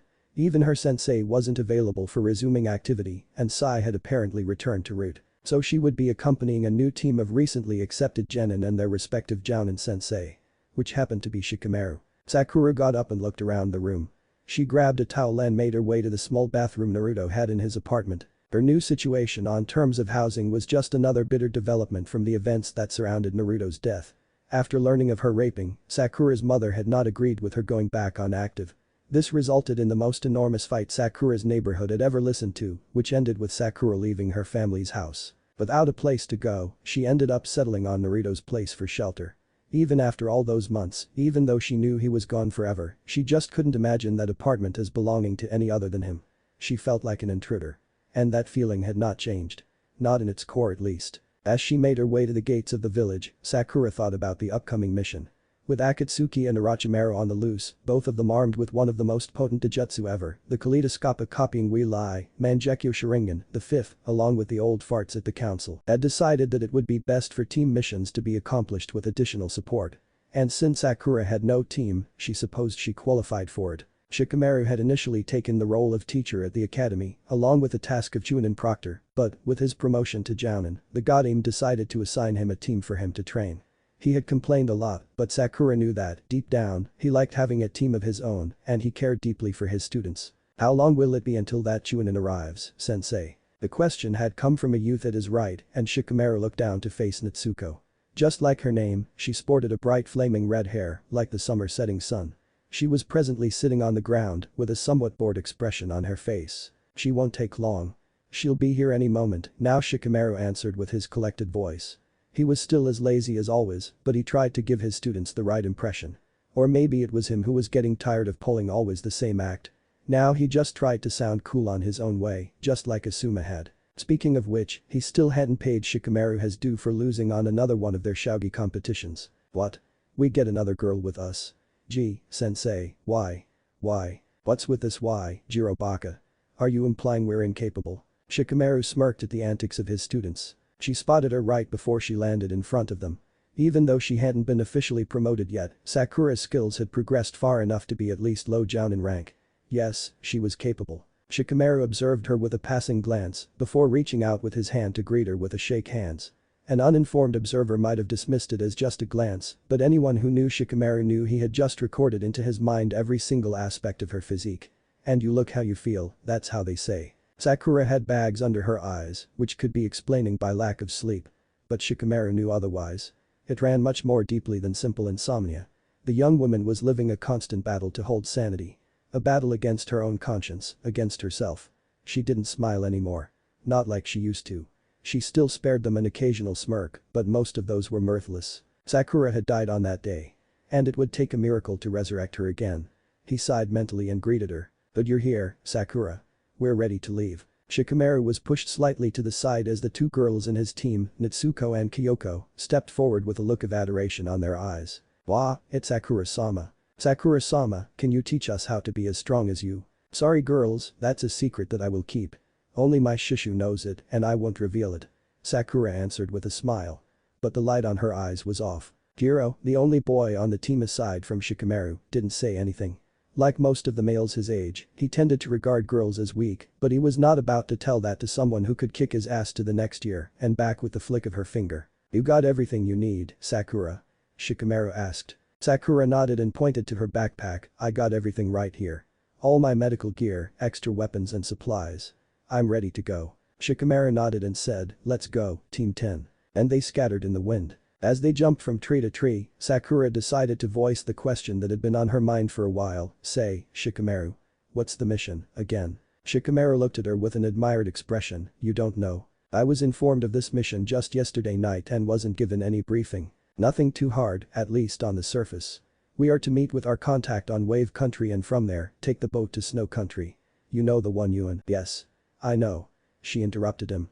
Shikamaru sighed. Well, anyways, Snow Country is interested in becoming a ninja potency and has made a deal with the Leaf and the Sand. We will oversee the development of their ninja academy and form their first-generation students. Sakura thought a little. What do we stand to gain? An ally. It made sense, Sakura thought. It was not official, but relations between the various ninja countries had been slowly deteriorating. If things were not played right, war could easily erupt. If that was to happen, Konoha would profit with any help it could accept. And Sakura had no doubt the war would come. Orochimaru would see to that. They eventually camped for the night and Sakura engaged the younger girls in conversation. Without being very sure about how it had happened, she found herself listening to the insecurities of the two girls relating to their role on the team. Shikamaru was a good teacher, but he didn't know the mind of a girl and some problems were too subtle to be noticed, even by him. Jiro and his sensei didn't participate in the conversation, obviously, being too busy preparing the camp. None of the girls would have admitted having troubles if they had been listening. They reminded her a lot of her old self. So don't worry. She reassured them, the only thing that matters is protecting the ones close to you. If you do that, if you work as a team, no one will censure you. Never give up. And make up your own ninja way. The girls were almost drooling when she finished her speech. I should have known only Sakura-sama would be so cool. Sakura awkwardly scratched her head, smiling. Actually, I didn't make this one up. One of my teammates used to tell this all the time. Really? Who? How was he? Sakura didn't know exactly how or when the conversation had turned to interrogation about her team. And she really didn't want to remember those painful memories. But without being able to stop herself, her mouth started to form the words she did not want to speak. He was my best friend. She said. And until that moment, she did not realize how true those words were. He was the greatest of friends, always worrying about the happiness of others. He would even throw his own life away if he thought it would help any of us. And he had great talent as well. He achieved control over a B-rank technique as an academy student. The girls openly gaped at this statement. Where is he, Sakura-sama? Sakura stayed silent until the hollow words came out of her mouth. He died. I am sorry, Sakura-sama, I didn't mean to. Kyoko tried to apologize. Of course you didn't, don't worry. Sakura smiled again. It was a tight smile, but the girls didn't seem to notice. He would never quit no matter how much difficult things seemed, she continued after a while. The girls listened, mystified. Now that I think about it, we probably made it through the Chunin exams because of him. Yes, he pulled us all the way to where we are now. Did Shikamaru-sensei know him too? Asked Natsuko. Oh yes. Next time you have time, you should ask him about him. Now we better go off help those two. I don't know how you two feel, but I don't trust men when it comes to make things like a camp right. Sakura said. It was time to finish the conversation before it went too far. She couldn't lose control. Not during a mission. Fortunately, the girl seemed to agree and they made their way to the clearing. But no matter how much she tried to forget it, the conversation kept coming back as Sakura tried to sleep. And unbidden, memories of her lost friend kept coming back to haunt her. It took her a long time to get back to sleep. Naruto reached his best meditation state with the usual feeling of calm accomplishment he was used to feel. Opening his eyes, he saw that Kyuubi was already at his side, ready to continue. It didn't surprise him. She was much better than he was. Right. I'm ready, Kyuubi. What's next? You must establish a link with myself, much like that first time at the beach, remember? At his confirmation, she said, but don't fully merge with me, just establish a line of communication. Naruto was once again in front of the monolith he had seen before on his mind. But instead of the fox muzzle there was now the figure of a humanoid female, much like the one on his necklace. He supposed it was because of the contract having been reinforced. Right, Kyuubi said not to merge. Last time I stepped fully inside it, so I suppose just touching it with one arm is enough. He reached out and placed his palm on the surface of the object. The figure glowed brightly and light engulfed him. Naruto opened his eyes once again. Kyuubi was still there, but this time he heard her voice inside his head. He knew it was inside his head because she had not opened her mouth to speak. Okay, the vixen said, we are linked by mind. We must now link by heart. How do we do that? Kyuubi colored deep red at this. You place my hand on my chest right above my heart. What? Naruto panicked. He was about to refuse when the thought that she might think he didn't found her pretty or worthy in any other way if he refused to do it. Oh, alright. Blushing brightly, Naruto placed his left hand on her left breast at the distance of an arm, side by side with her, as she had instructed. He trembled involuntarily at the soft contact. There was a deep, soft sigh from Kyuubi. Naruto looked just in time to see an expression of something on her face before she closed her eyes. What happened next surprised him to no end. Kyuubi's body sort of liquefied, turning silver and rearranged itself like water around his body. Her face became a mask of a sorts, a mask of a fox, and placed itself near his heart. The remaining of the body became a suit. A trench coat made of a silvery fabric he couldn't identify. White fur surrounded his neck and the ends of the coat's arms. But it wasn't hot, even though he was on a desert. White gloves completed the set. So what do you think? He heard Kyuubi say nervously. The mask had lifted to his eye level. Naruto smirked playfully, just wait until we show this to the guys back home. Naruto sat near the river he and Kyuubi had just reached. Small grass grew along with sporadic trees in the immediate surroundings. Up the mountain chain known as the Jaw, the trees gathered and proliferated, forming small woods that eventually interconnected into a large forest. Even farther up, however, the vegetation withered away and the mountains showed their exposed sides to the sunlight. The peaks were invisible, covered in clouds. Even though the mountains had been visible for days, Naruto had never seen the clouds scatter. Not even once. The crossing of the desert had been a difficult one and it had left its mark on him. On both of them, for Kyuubi's body seemed to react to outside stimuli even in her cloak form. Naruto had tried the mask a few times and discovered that his senses were enabled to extreme, which proved useful in hunting when their food began to get scarce. They had been lucky. After leaving the desert, Naruto had managed to get as much meat and vegetable food as he could and he had no doubt they would need it before they reached the other side of the Jaw. But the extreme effort the crossing had required, he had further developed his physical condition. He could now withstand gruesome physical exercises, even more than before. He also sported a heavy tan, which somewhat concealed its more pronounced whisker marks. Although his skin color would, in the times to come, return somewhat to its normal shade, he would forever be gifted with a darker tone, as if he frequented the beaches of wave country every day of its life. This would only contribute to make his bright blonde hair stand out, as well as his unusual blue eyes. Kyuubi too was more tanned, but since her skin color was already darker, the effects hadn't been so visible. After they reached the end of the Suranamanara desert, Kyuubi had reverted to its former human body. It had been an interesting moment. Naruto thought it would be a lot more complicated than it proved to be. Actually, he had just to think about separating themselves. Unknown to Naruto or the goddess, he had, meanwhile, turned 15. The crossing of the Suranamanara had taken something close to a year. And in front of them stood the great chain of mountains known as the Jaw. Naruto got up and, followed closely by the Kitsune, resumed their way. The days that followed were dull. Awfully dull. A constant repetition of the previous one. Wake up, eat, climb, eat, rest, climb, eat, sleep. And with the annoying, not to mention sometimes dangerous, constant that was the wind.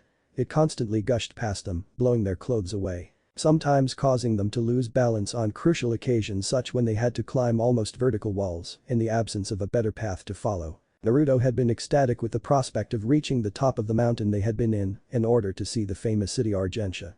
Sadly, this was not hat fated reserved for him. Instead, he was rewarded with a vision of more mountains, some of them even higher than the one he had climbed. A thick mist covered the atmosphere and he couldn't see past the first mountain or two. The climbing itself hadn't been easy. But what bugged them, above anything else, was a feeling of tiredness, the impression that every gulp of air they took didn't carry the necessary amount of oxygen. Naruto couldn't have known, for he had never had anyone or any source of knowledge on the subject of mountain climbing, and Kyuubi had never done such a thing either, but they were suffering the lack of oxygen inherent to high altitudes. The freezing temperature up there was not a comfortable thing either, and Kyuubi had to once again assume the cloak form to keep Naruto from freezing to death, a task she seemed to take rather seriously. Her cloak form also proved invaluable as it acted as a body armor and could stretch to grab things, Yes, I based it on Alan Walker's Crowned Clown. More than once it kept them from falling down. It wasn't until they reached the top of the second mountain that they saw it. The strangest looking mountain they had ever seen. It looked like a normal mountain on the base, but near the peak, it assumed a strange form. It reminded the point of a large advanced gun, a gun pointing at the head of the universe. At least that was what he would have said if Naruto knew what a gun was. Its color changed from the inherent to the normal terrain into a darker one, almost as if it was made of carbon. It was the largest, biggest mountain of them all, as far as Naruto could see. And, undoubtedly, it meant it was also the hardest to climb. The sight of it sent shiver to Kyuubi's ethereal back. And she couldn't understand why. "Hey, Kyuubi, come here and see this." Alerted by his voice, the vixen girl left the small river they had set camp next to and followed in his direction. 2 days before, they had started the process of climbing the strange-looking mountain, and after deciding to take a break of 1 day before facing the harsher environments of higher altitudes, Naruto had been gone, exploring the surroundings. They hadn't seen a single animal that day, even though they were standing close to a small forest. One of the many that seemed to proliferate at the base of the mountains. Naruto had penetrated slightly inside the tree line and had discovered a large cave, well hidden in the vegetation. "Let's go exploring, shall we?" he invited. Kyuubi looked at the darkness inside the cave, feeling a bit uneasy about something. "What about the camp?" she asked. "Don't worry, we'll be back before nightfall.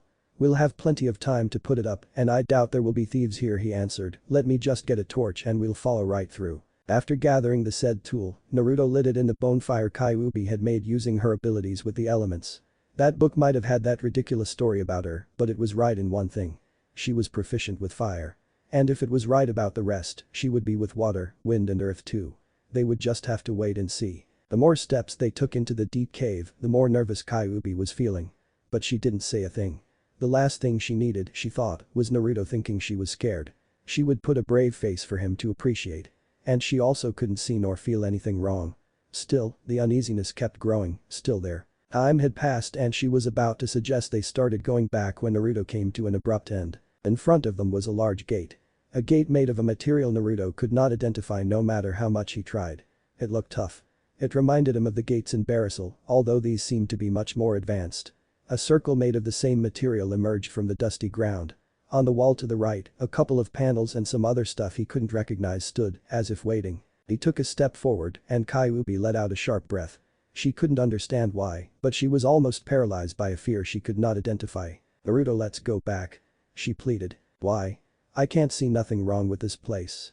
And behind it there's nothing as far as I can feel with these eyes." He was right, Kyuubi told herself, she was being foolish. Was this the behavior of a goddess? A being more powerful than all the others? And besides, Naruto's eyes could sense movement. Everything would be fine. "You're right, I'm sorry," she said. "It's alright," was the answer. And he stepped into the circle. The cave was immediately lit with a blue light as cylinders disposed at the sides of the gate filled with what seemed to be liquid energy. The panels on the wall came to life and Naruto was engulfed in a light coming from below.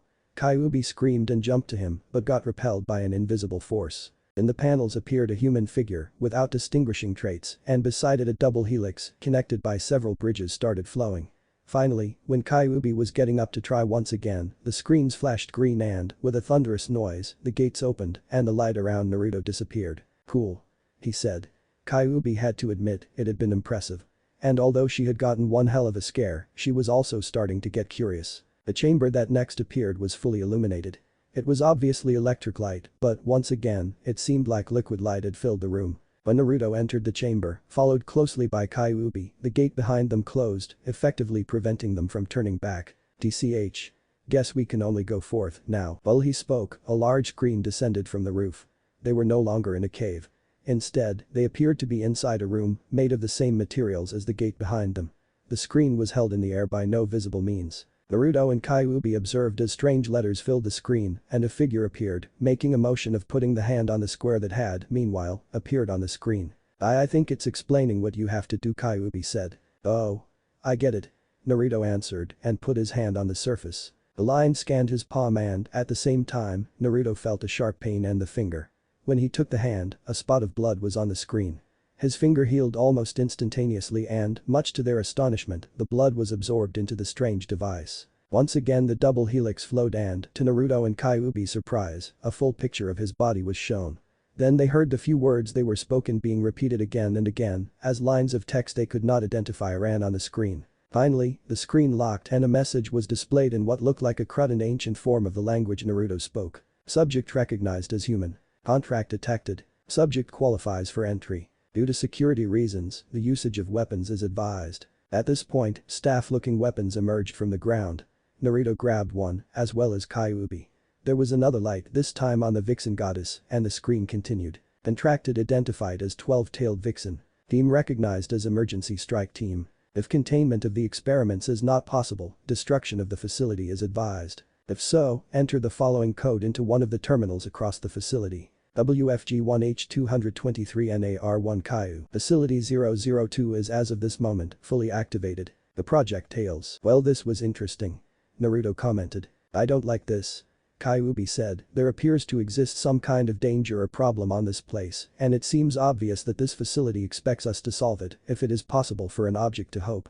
I would normally advise against this, but it appears we have nowhere else to go. Then in we go. Naruto and Kyuubi had been walking for hours, trying to find a way out of the facility. The place was huge. It appeared to extend all over the mountain, or rather, inside it. Eventually, they had discovered a way up and started climbing. Nothing could be heard aside the humming of the electronic devices, but sometimes Naruto would feel, or imagine he had felt, movement somewhere around them. This made him nervous. Kyuubi was nervous as well. Whatever awaited them inside that building was not good. She could feel it. Finally, they arrived at what seemed to be the main room of the facility. So far, they had not seen anything unusual. Just rooms and staircases, with screens and other devices, but nothing too out of the ordinary. They decided to sleep there, as the room provided a better sense of security than the others. When Kyuubi woke up, Naruto was observing one of the largest screens on the room, located exactly at the center. What seemed to be a keyboard made of light hung in the air in front of Naruto, who was hesitatingly pushing one button or another. But there appeared to be intent behind his actions. I just found something interesting, and I think I'm almost succeeding in ordering this thing to show it to me. He said to her unvoiced question, let's see, I pushed this one and this one, here we go. An electronic beep is heard and the screen started to fill with horrible images. Pictures of people. People with their bodies altered beyond repair. And something much more terrifying. Pictures of abominations, creatures with 2 heads or several arms with demented expressions, mad rage. And most scary of it all, they had tails, just like Kyuubi. Foxes, dogs, cats, every type of animal could be distinguished if you supported the visions long enough to see the details. There was another noise, and the screen displayed the following message. File corrupt. Continue from the most recent registry. YN. Naruto hit the Y key. A movie started playing, with some notes displayed at one of the upper corners. It showed the work of several men that Naruto supposed were inventors. They also showed tubes, made of what appeared to be glass, with a strange bubbling liquid inside. In it, several of the creatures they had seen before stood, as if sleeping. Then the message changed and displayed. Containment failure. The scientists had been removing one of the creatures from the device when it suddenly came back to life and started killing the humans. After that, it broke the other containers and freed its brethren. The camera must have failed then because the file came to an end. What happened here? He forced a question out of his throat. Kyuubi didn't answer, her gaze still fixed on the blank screen. Kyu-chan, they looked like you. Do you think they were trying to kill the Bijuu? The suffix seemed to give her some control over herself, and she answered, in an unsteady trembling voice. I don't know, can you get a copy of all the files on this thing? I feel we ought to keep them. I'll try. He typed some words into the screen and it displayed back the message, creating memory device. Progress. The progress bar appeared and started to slowly grow. There, this should de-crash. A loud violent sound was heard cutting his speech short. The doors started to open and a lot of arms made their way through. Arms with a sickening glow. They could not be humans. Growls could be heard, and finally they got a look at their attackers' faces. It was horrible.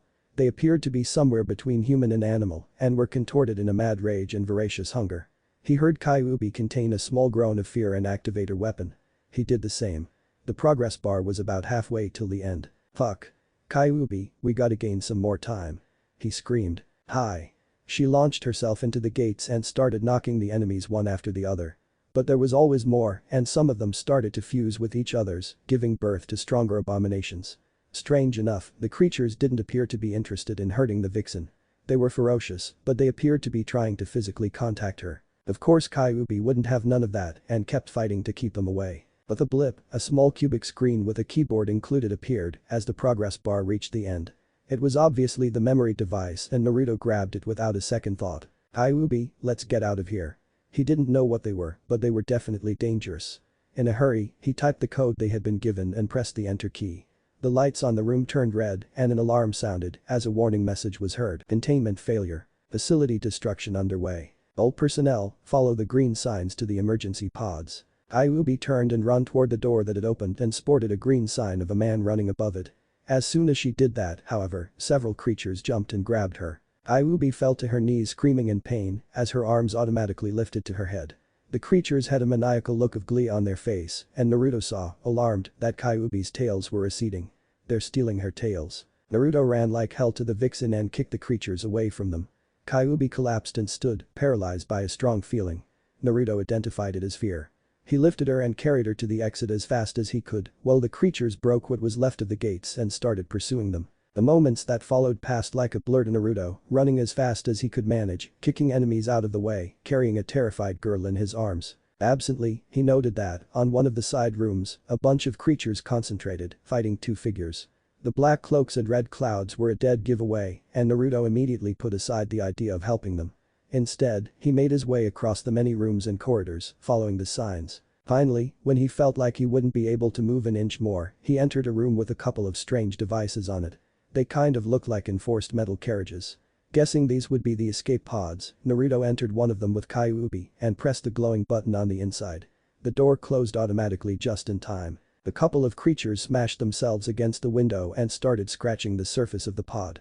If they didn't escape soon, Naruto thought, they would be in trouble.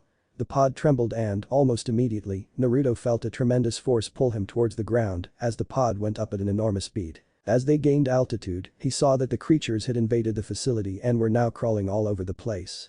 Then they entered a tunnel and the speed grew even more. Now there was only darkness, with a passing light or two, when they crossed path with one of the energy cylinders. And then, with a deep bump, they broke through a layer of snow and ascended into the clear sky. Naruto looked down, through the window.